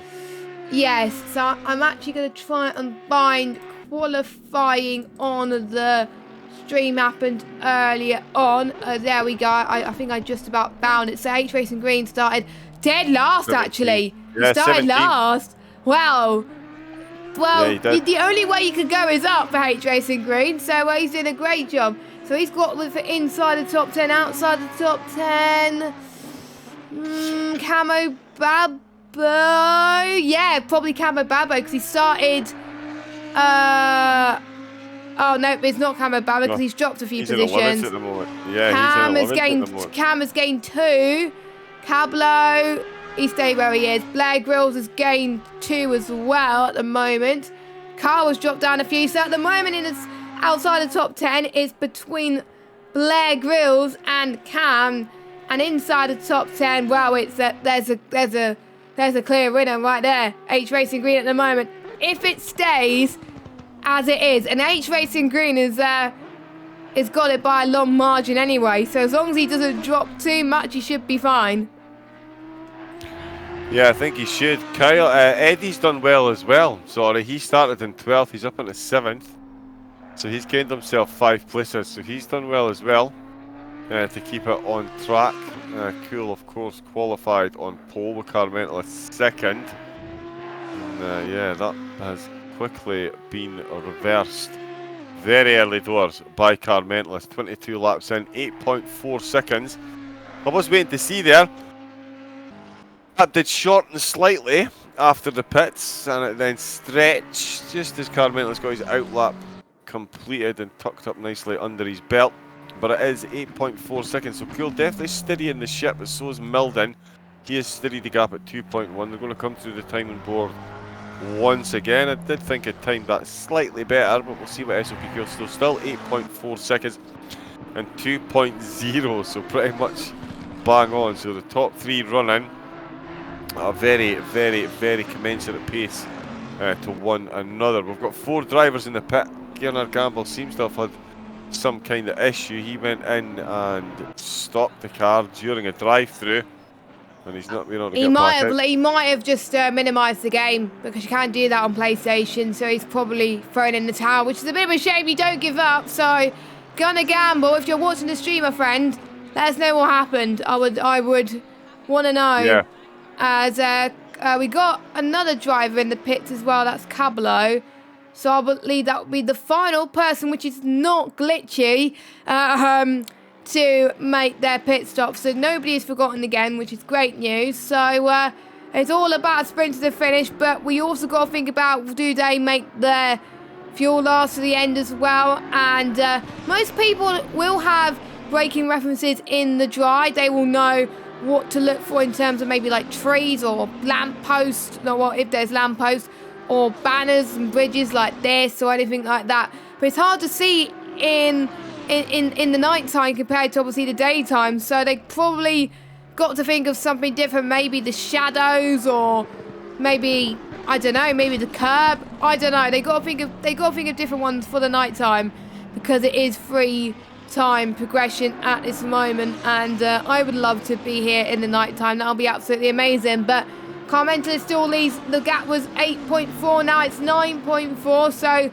Car Mentalist is pushing on 23 laps of this race gone. I believe we're on lap 24 with 35 minutes still to go of this race. Make sure you do follow us on Twitch and Twitter. Our handle for both of those is OneHub Racing. Instagram, same thing. Also make sure you follow us on Discord. I believe the link to our Discord is in the Twitch thing, so you can have a look at that. Also subscribe to us on YouTube, where all of the streams from Twitch, whether if it's from some F1 content or from all of our ACC streams, they will be uploaded to YouTube straight afterwards. And all I have to do every time is click the export button. Boom, it's there after like an hour or two. So yeah, you have the beauty of watching it back afterwards, which I know John watches the stream back. Dexter does as well. I definitely do as well, because I just want to get a grip of what has just happened and ready for next week's race. So check it out as well. Also check our sponsors out. A quick plug for the sponsors. Next Level Racing. They providing a direct drive stand to our F1 league for the people that have won the most drive of the days. Don't forget, we have got to pick a drive of the day later on, John. We got to pick one each. As long as we don't pick the same, that's all good. We also got 3M Sim Racing providing some sim racing gloves, which I do think are quite cool. And also our partners Vespertine are providing our merch and some money for the prize of this season. And Elite Racing Team, also known as ERT, that are sponsoring the Going Gets Tough award this season. If you attend every race, do your pre and post race interviews, and finish outside the top 3 in the championship, you will be allowed to take part in this award. You'll be entered into a draw at the end of the season, and the winner will get a £25 gift voucher from PSN or Amazon and a trophy, which looks quite nice. So that's just a quick reminder of our sponsor, because it's been about an hour or so since, actually it's been over an hour, actually an hour and a half since we last talked about the sponsors. So thank you to all our sponsors. Without you guys, we wouldn't have OneHub Racing, because they do a lot as well. And there's also other people to thank, but we won't mention them here because they do only F1 stuff and not ACC. So another topic for another day. Meanwhile, the gap has closed in on Milden and SOP Cool now. Yeah, it really has. Blue Mosquitoes come back into the pits. We've got a back marking. Oh, what? Car Mentalist has dropped it. Car Mentalist has dropped it. I was going to say we've got a back marking McLaren, but then I realised it was a purple McLaren, and the only person driving a purple McLaren is the driver now in third. I was already getting ready to offer Jessica an arm wrestle so we could fight over picking Car Mentalist as driver of the day. And he's just gone and dropped it up a roost through Radion and into the Kemmel Straight, and he's back down into third.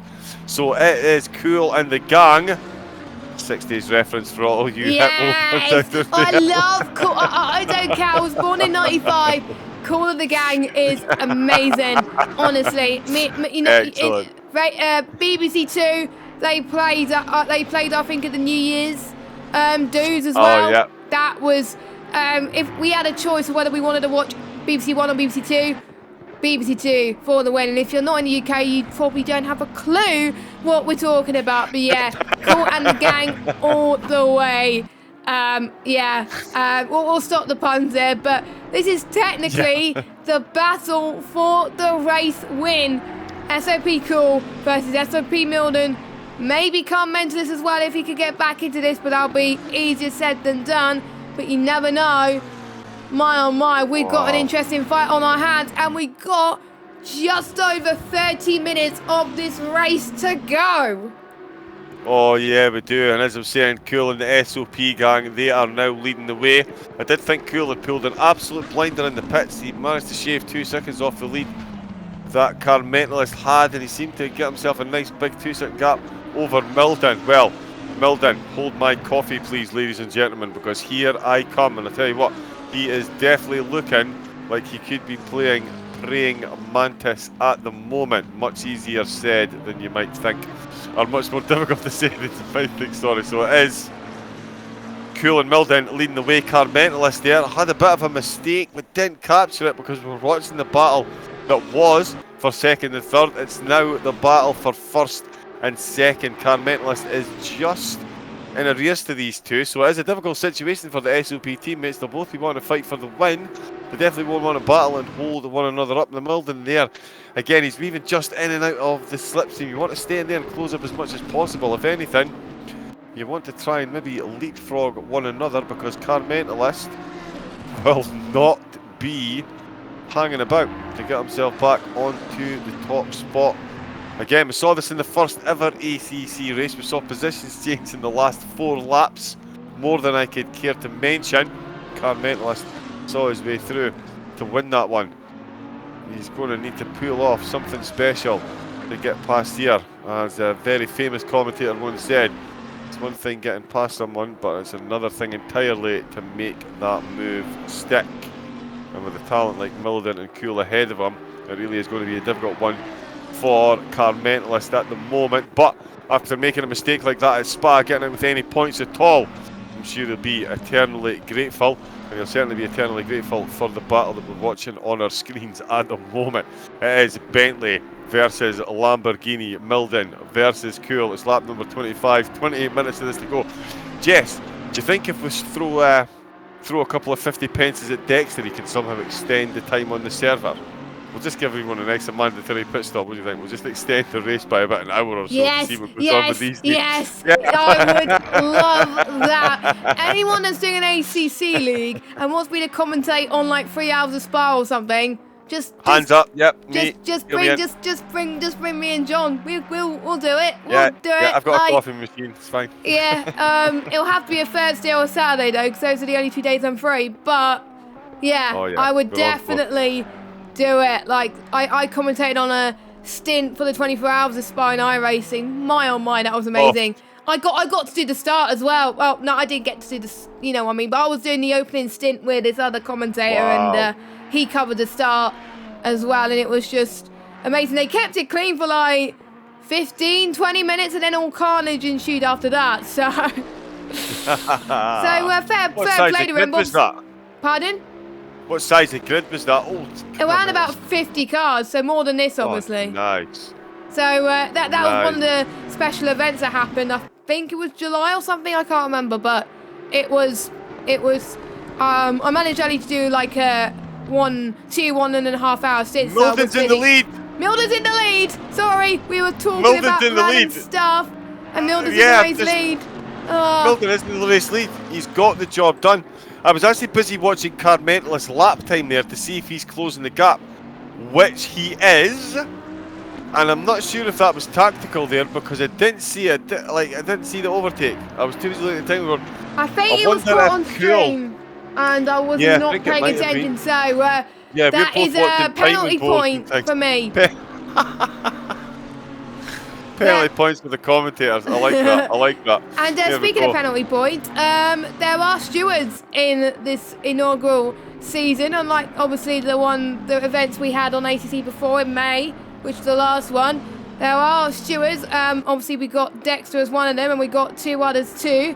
They meet on a Thursday night and Friday as well to look at the reports, and then the stewards' results get posted on Saturday. Hopefully we have no incidents to report this week, fingers crossed, but you never know with these situations, and there are a certain amount of penalty points that you could potentially gain due to them being involved in an incident.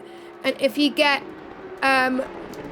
if you get a certain amount of penalty points per season, once you reach a certain threshold, I believe you get disqualified for the season. 8 penalty points is disqualification, so you better keep those penalty points low. But it's not easy to get, obviously, when it's a 5-race season. But if we increase it to 10, then obviously it'll be a lot potential harder to try and stay out of that 8-second window if you get involved in incidents all the time. So Milden, look at the gap Milden's getting. We thought the car mentalist is quick. Look at this. Milden.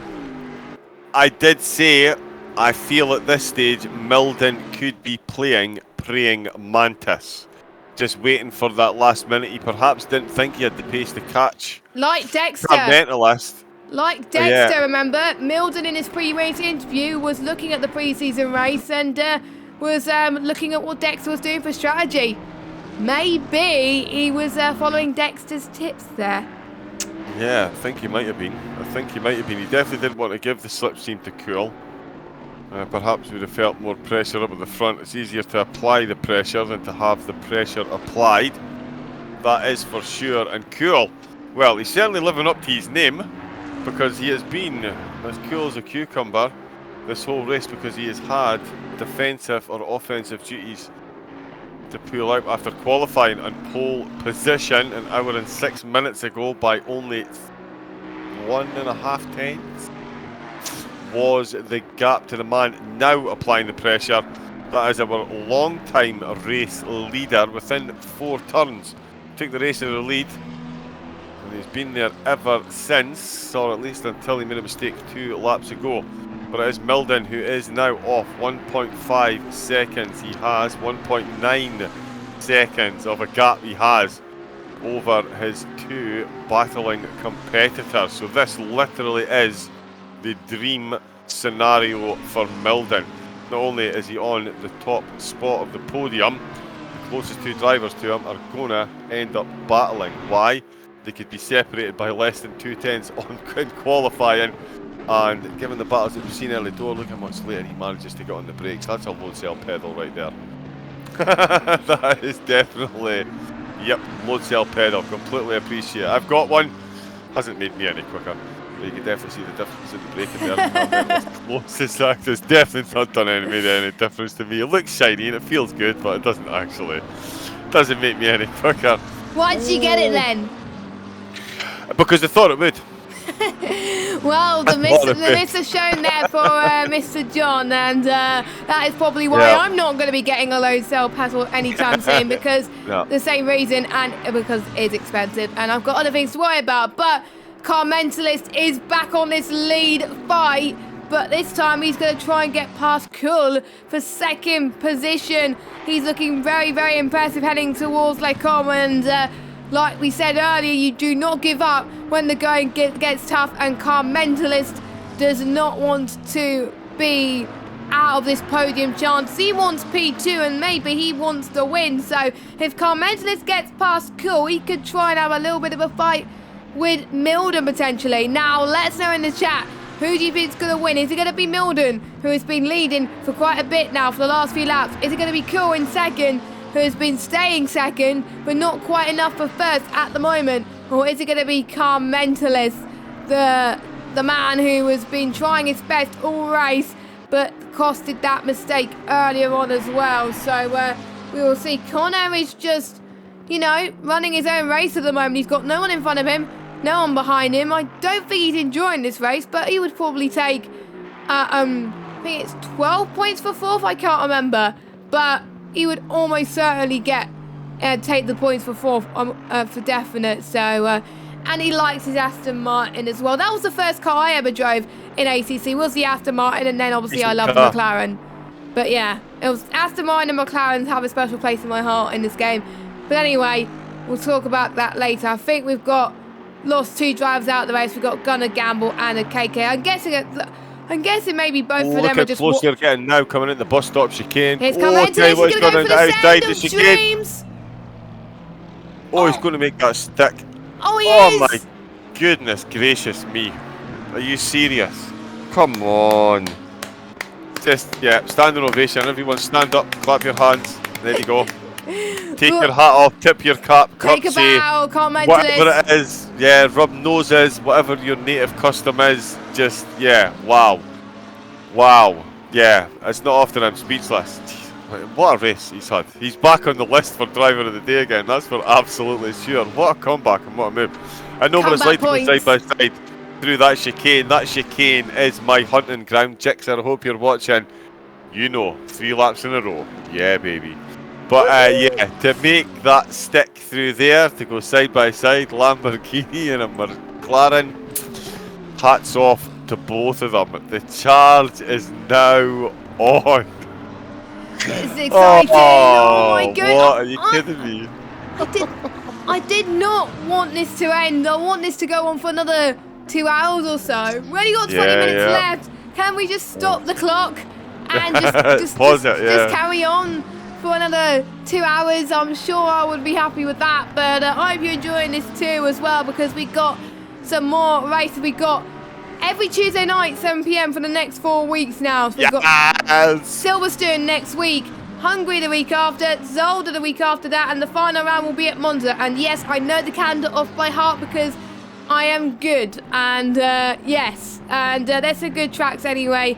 But we'll talk more about Silverstone once we get to Silverstone actually, very soon. But there's still some battles to behold. Milden must probably be loving Car Mentalist and Cool battling with each other, because he's able to get that gap up front. It's now dropped to 1.7.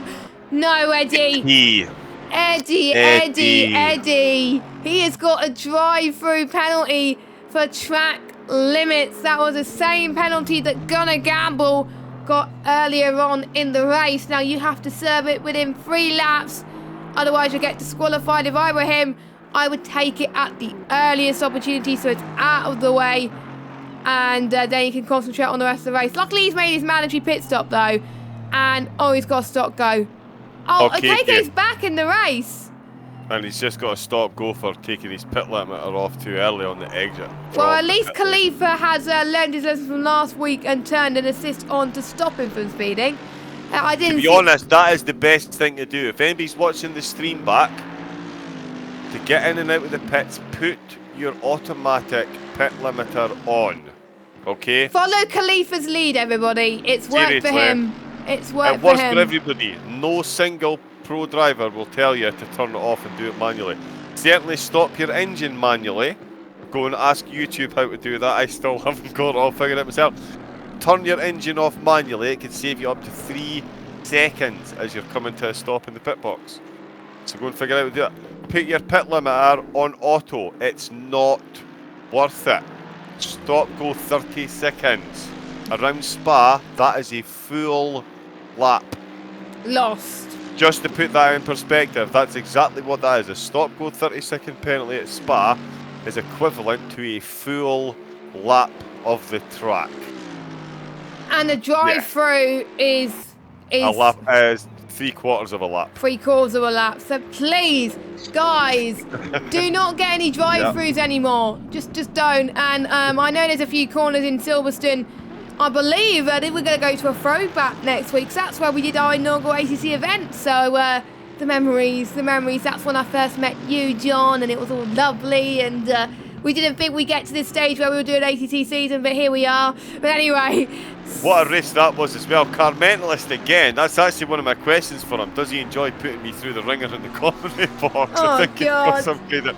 But he did it at the Silverstone race as well. What was it, 4 laps to go? Spun through, spun on the exit to Chapel. And yeah, there was cars every place, and oh my goodness me, and then yeah, came back for the win, and wow, what is he doing to my poor old ticker? Goodness me, oh, and he's just run wide through Blanchimont. I'm actually just keeping an eye on him still.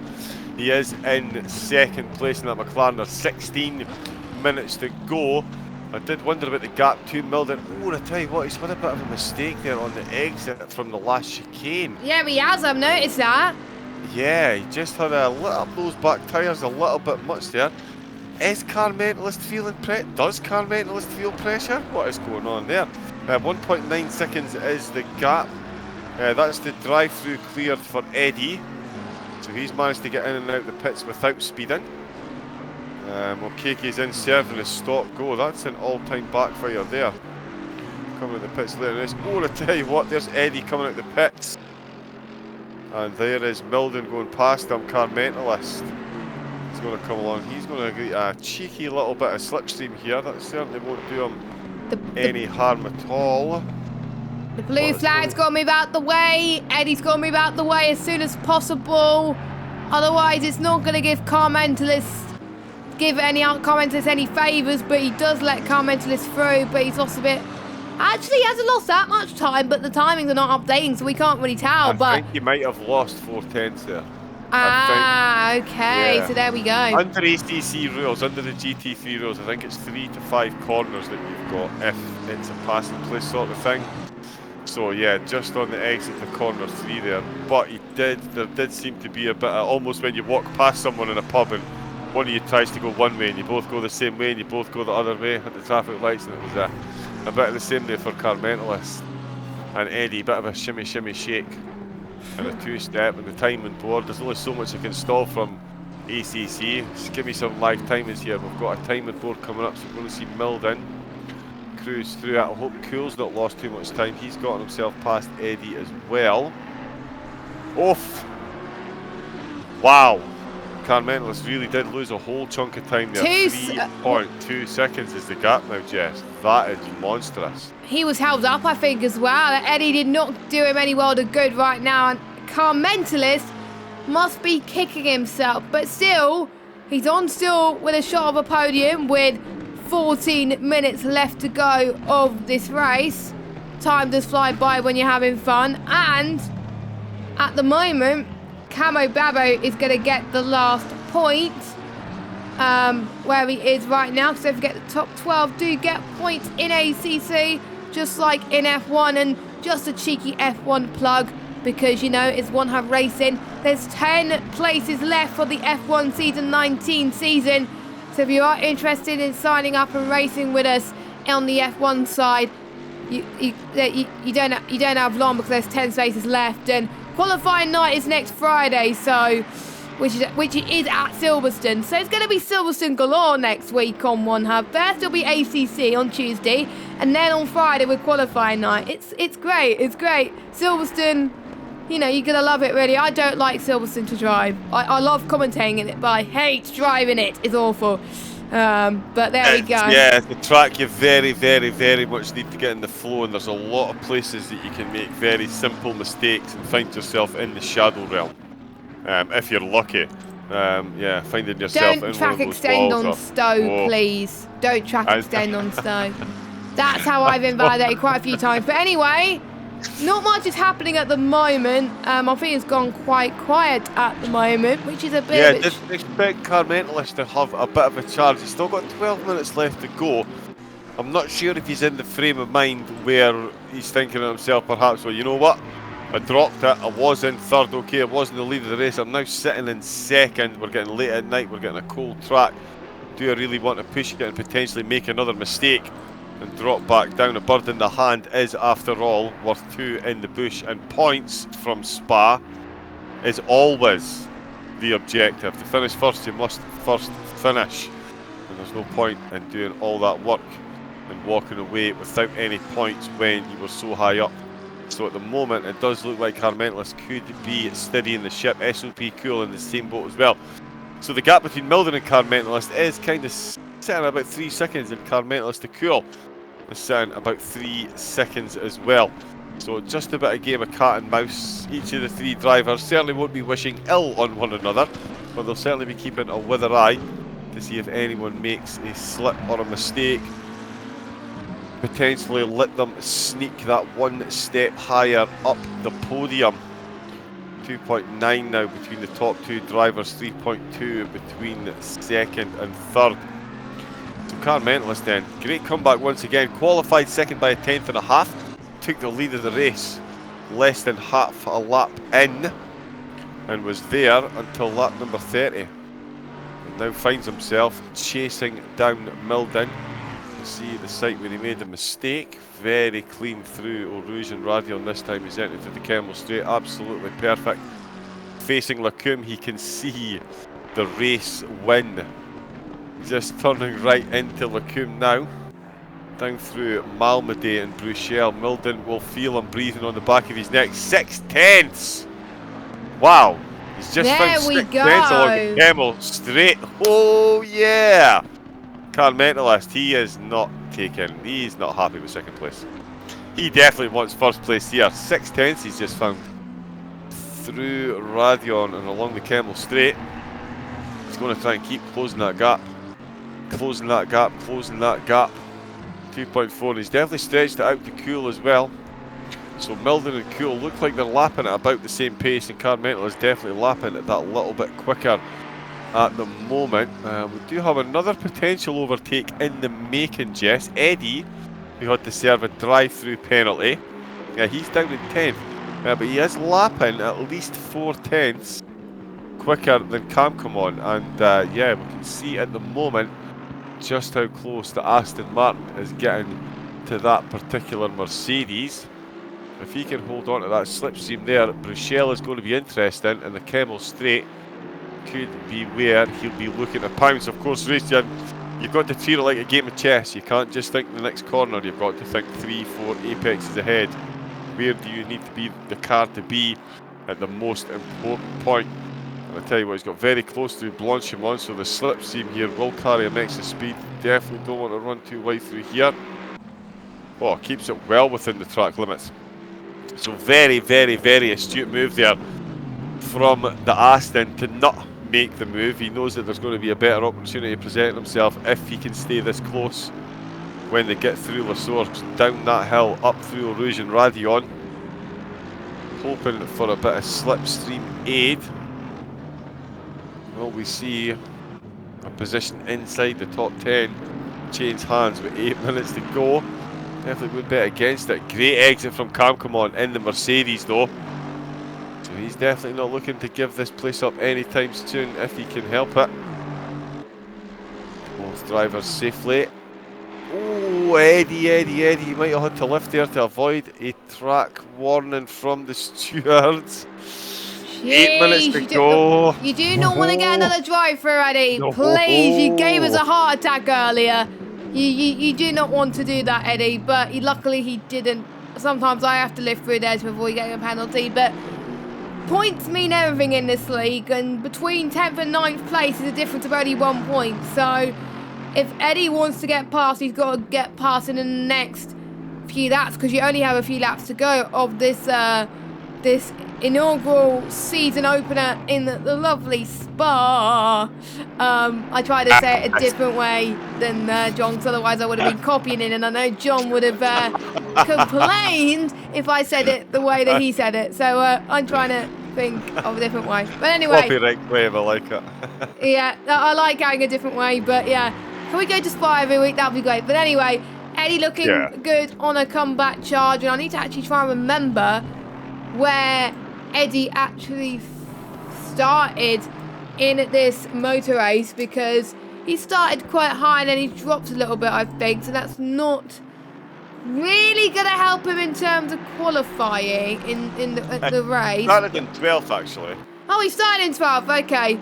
Well, So boy, he was has I made wrong. up a couple of places. Yeah, he's made up 2 places, obviously not as many as H Racing Green has, but he's definitely made up a few places. Khalifa's managed to steady the ship.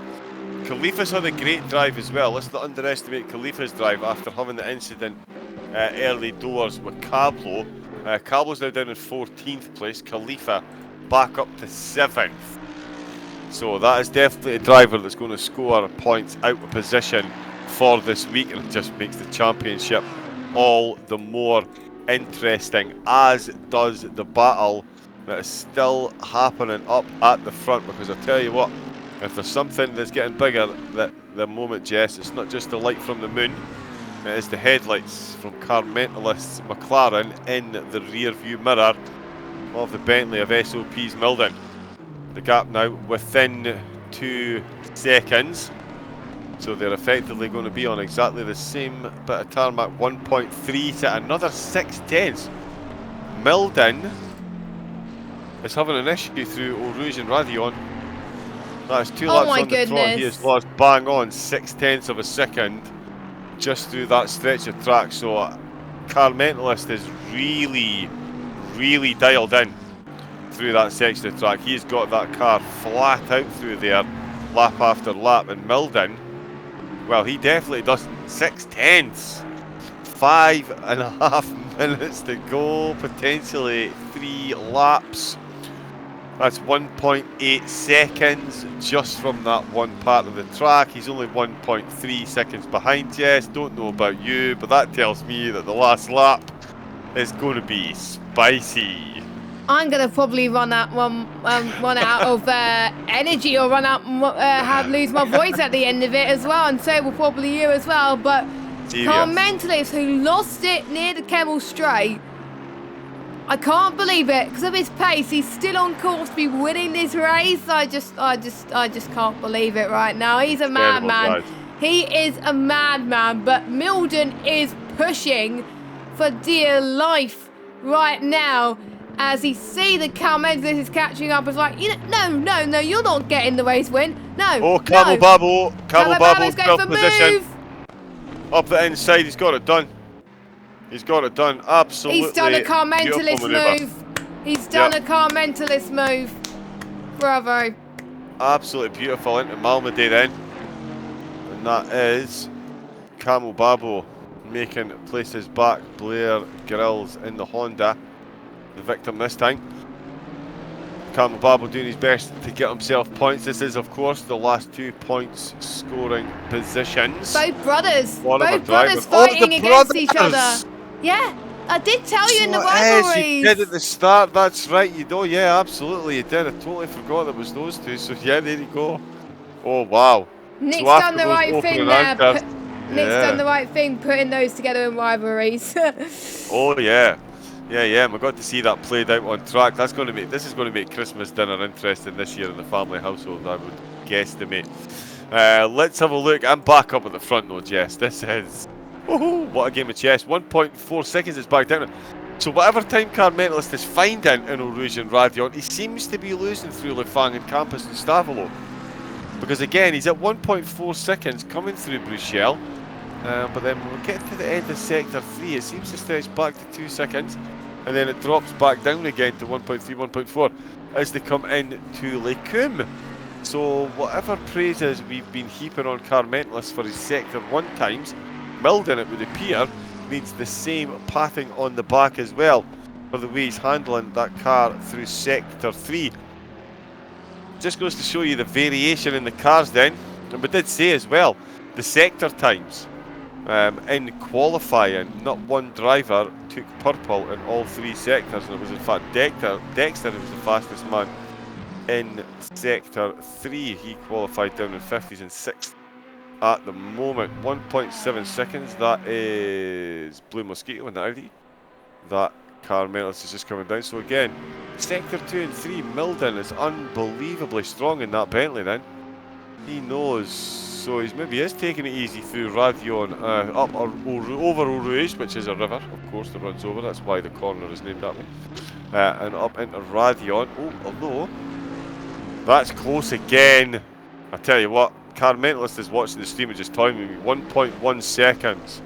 So everything I said during that last lap, you can throw it out the window and sack me. That's penalty points for me too. 1.1 seconds.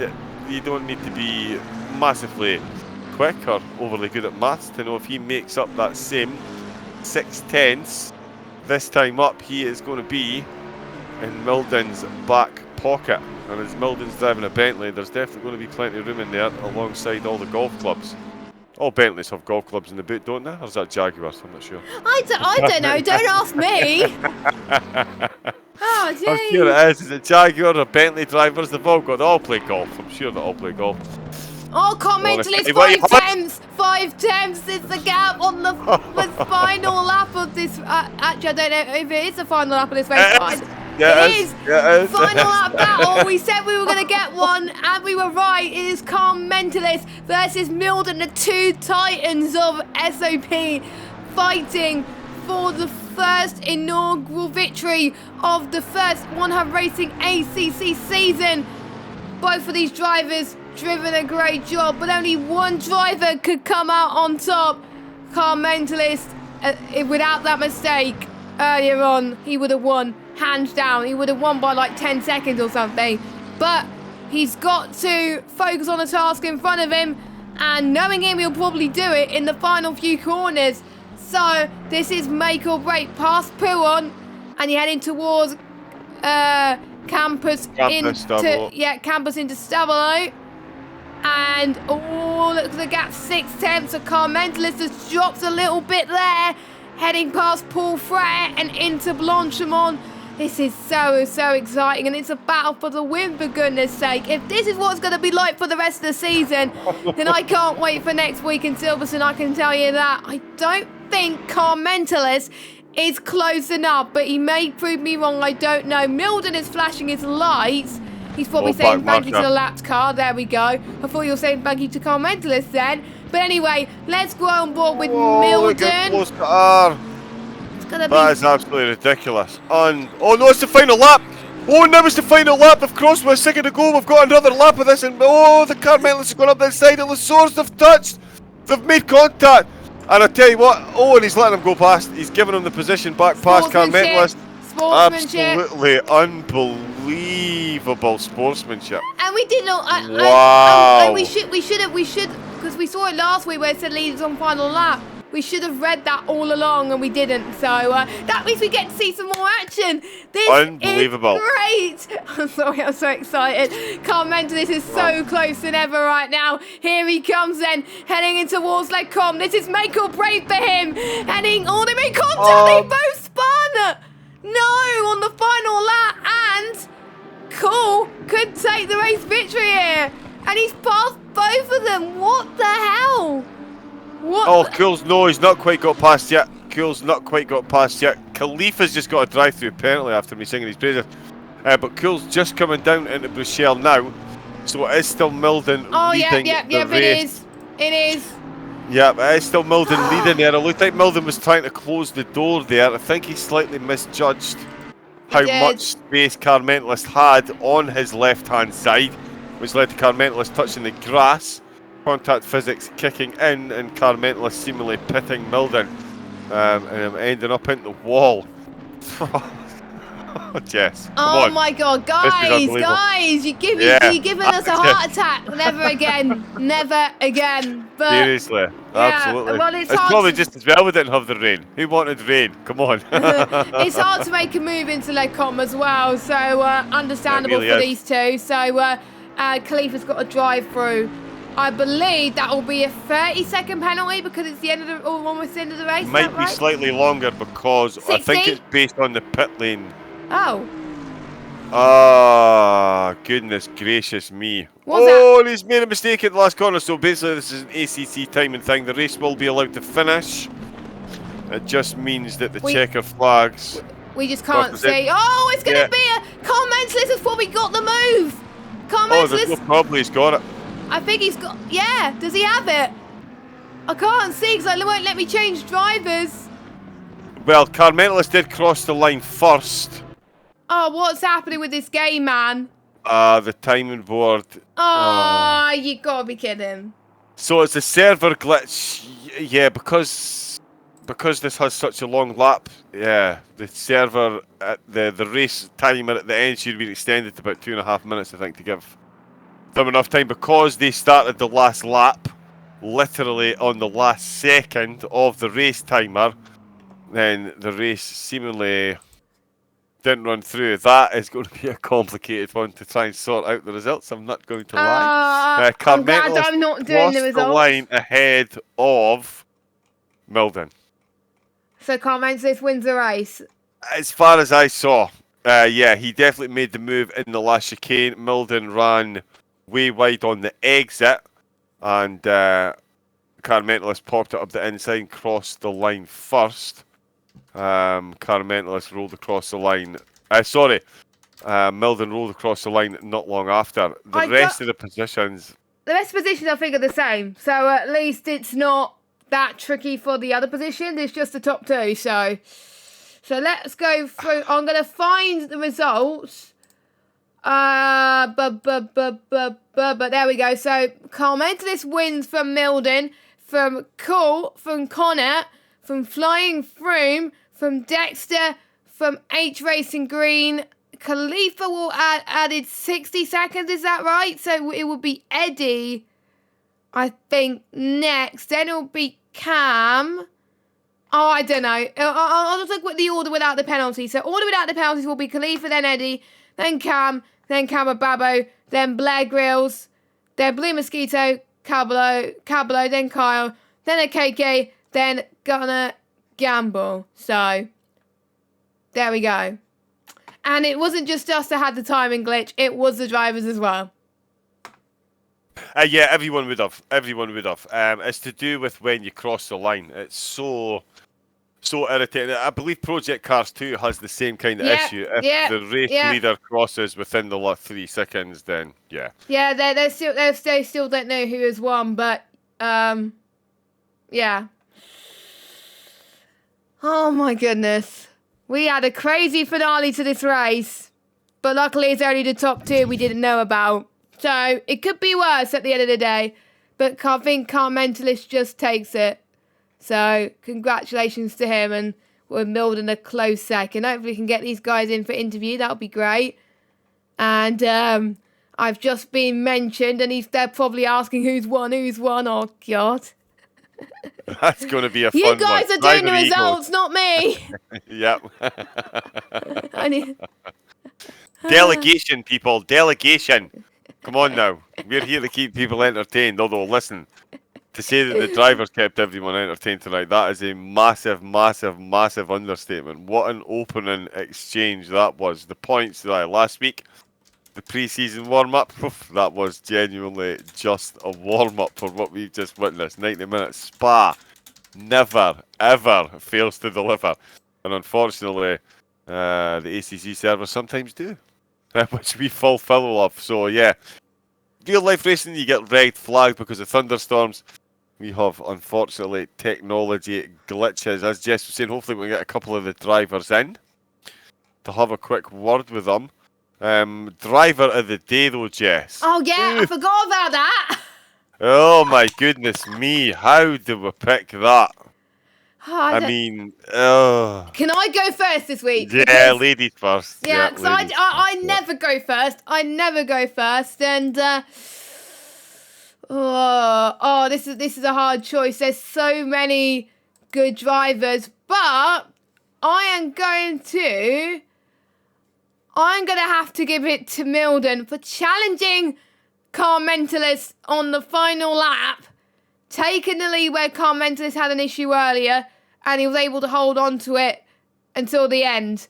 So, I have to give it to him. And my question is, what was your first experience at One Hub Racing like, and how did you feel battling with Carmentalist on the final few laps? Because that was incredible. And I know who you're going to pick, John, but tell us anyway. Oh, yeah, you know what? There's actually two that I want to pick, if I'm honest. It's a tough one. Don't know. Oh, goodness me. Yeah, it's got to be Carmentalist. I was a lady. I'll let you pick him. Yeah. Well, you know what? Who was the driver that started dead last and made it up to 10th? It was let me have a Yes. H Racing. No, 7th. He finished in 7th. Right, I'm going to give it to him then. Sorry, H Racing Green. I have to give it to him. That was such a tough choice. I genuinely thought you might have said Carmentalist was such a tough. Sorry, Carmentalist, but no. H Racing Green starts in 17th and finishes in 7th. He 10 made up places. 10 places. That's not. I mean, you talk about getting a point for the Comeback. drivers. Comeback point. He's from definitely 20th got up to it. He's definitely got it He's- inside the top 10. Yeah, I know what I mean. He's almost made it 5th. So yeah, I think H Racing Green is definitely going to be my driver of the day. The question would be, oof, there's so many questions to ask him. Do you think the conditions played into your hands in any way, and how sweaty were you at the end of the race? Because I tell you, that was some drive towards the end. He must have been in an absolute nick getting himself that far up into the top 10. Absolutely phenomenal drive. Bravo. And H especially Racing Green. since he mainly does GT Sport. Again, yeah, another reason to just hats off, because I converted from GT Sport to ACC, and it was a steep learning curve. A steep learning curve. So yeah, he is definitely quick. Oh, and he said he was carrying damage. Oh, was he? He spun on the exit of Lacombe and got damage, half a second worth of damage. And he's still finished 7th. Wow. Yeah, he's definitely Yeah. going to be one to watch for the rest of the season. Yeah, so you can vote for either Milden or H Racing Green in a poll going out later tonight or tomorrow. Oh, so they couldn't see a thing at You couldn't Blanchimont. see because the results were on screen. Oh, so that's why. Right, I'm going to tell the socials to hold the tweets. Hold the tweet for a second. Yeah. Because we don't know where the results are going to take to. I think Dex will have to do his calculations. There'll have to be a decision management decision made, I would say. But yeah, he's right enough that the results would have popped up on his screen, so that would have compromised his vision of the exit curb. So it to the last might, I chicane. think the results might be taken from when the results popped up. So if that's the case, Yeah. then Milder would have won. But we don't know. We don't know. No, we don't at the moment. We don't at Yeah, the it'll be moment. up to the ACC team to decide, of course. But Yeah, so make sure you get following on Twitter, everybody, so we can find out exactly how this one turns out. I'm going to be fascinated. But yeah, I can't wait to watch this one back. Can't Me wait to get too, Dex me in the chat. too. Yeah. Seriously, that was a great race. Everyone's busy chatting away in the chat, trying to figure out what's going on. Blue Mosquito says there's some serious pace in this league. He wants to revise his ambitions from podiums to top tens. So yeah, there we go. H Racing Green was saying he just kept it pinned until the server reset. He wasn't risking anything. Making up 10 places, certainly wouldn't have risked anything either. We've got anyone jumping in for an interview? They're coming to say hello. At the moment, we've got everyone in the chat. John's still learning. Yes, he is, Simon. Thanks very much. Hey, cool photo. Oh, cool there. Definitely my tyre temps were slightly wrong, but that was a mega race. It was also carrying 3 seconds worth of damage as well. Ah, okay, there we go. There we go. Shapeshifter guy says, well, that was the thing. Yes, it was. That was Cam. That was Cam. Oh, is that Cam, Shapeshifter guy? Right, Yes. okay. That was the thing. And Colin R. Mason, he's saying that was an epic race. It really was an epic race. Yeah, but definitely taking notes. Colin, one of our management, of course, is his first ever season as management. So in F1. So best of luck to him when the season starts next week. He's coming over here to see how it's done. Yeah, right, and he's also doing the awards as well for both ACC and F1. So he's in charge of all our awards and results and all that. So yeah, he's been watching. What, you don't have ACC, Colin? My goodness. Get ACC now. Colin, sort it out. Okay, so we just had word from our ACC tier coordinator, which is Dexter. So he said, we'll go with what the game said. So we finished the race when the screen came up. Only fair thing to do, which is probably what I would have done anyway. Because otherwise it would have been unfair for Milden, who couldn't really see a thing as Car Mentalist was trying to get past in the final corner. But we don't know. But again, keep an eye out on Twitter for more info.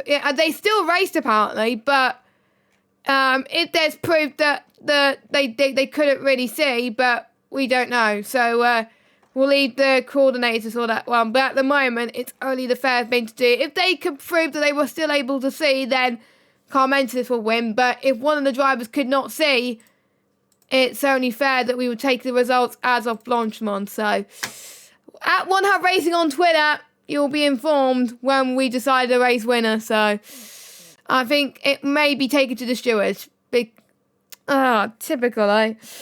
Typical. But we head to Silverstone next week. Silverstone. I think we should call it Silverstone week, John, because we got Silverstone in ACC and Silverstone at One Hub. There we go. Oh yeah, so it is Silverstone all round. So it's going to be Maggots and Beckett's Delight, Chapel Curve. It's going to be great fun. We'll hopefully have the full 20 cars on track for that. I'm just trying to figure out who got the comeback point outside the top 10, because we obviously know who got it inside the top 10. Well, that's what I was wondering, actually. So H Racing Green got it inside the top 10, so he's got a point. But he started outside the top 10. Wait, I still don't get what the comeback... I think he should get both points.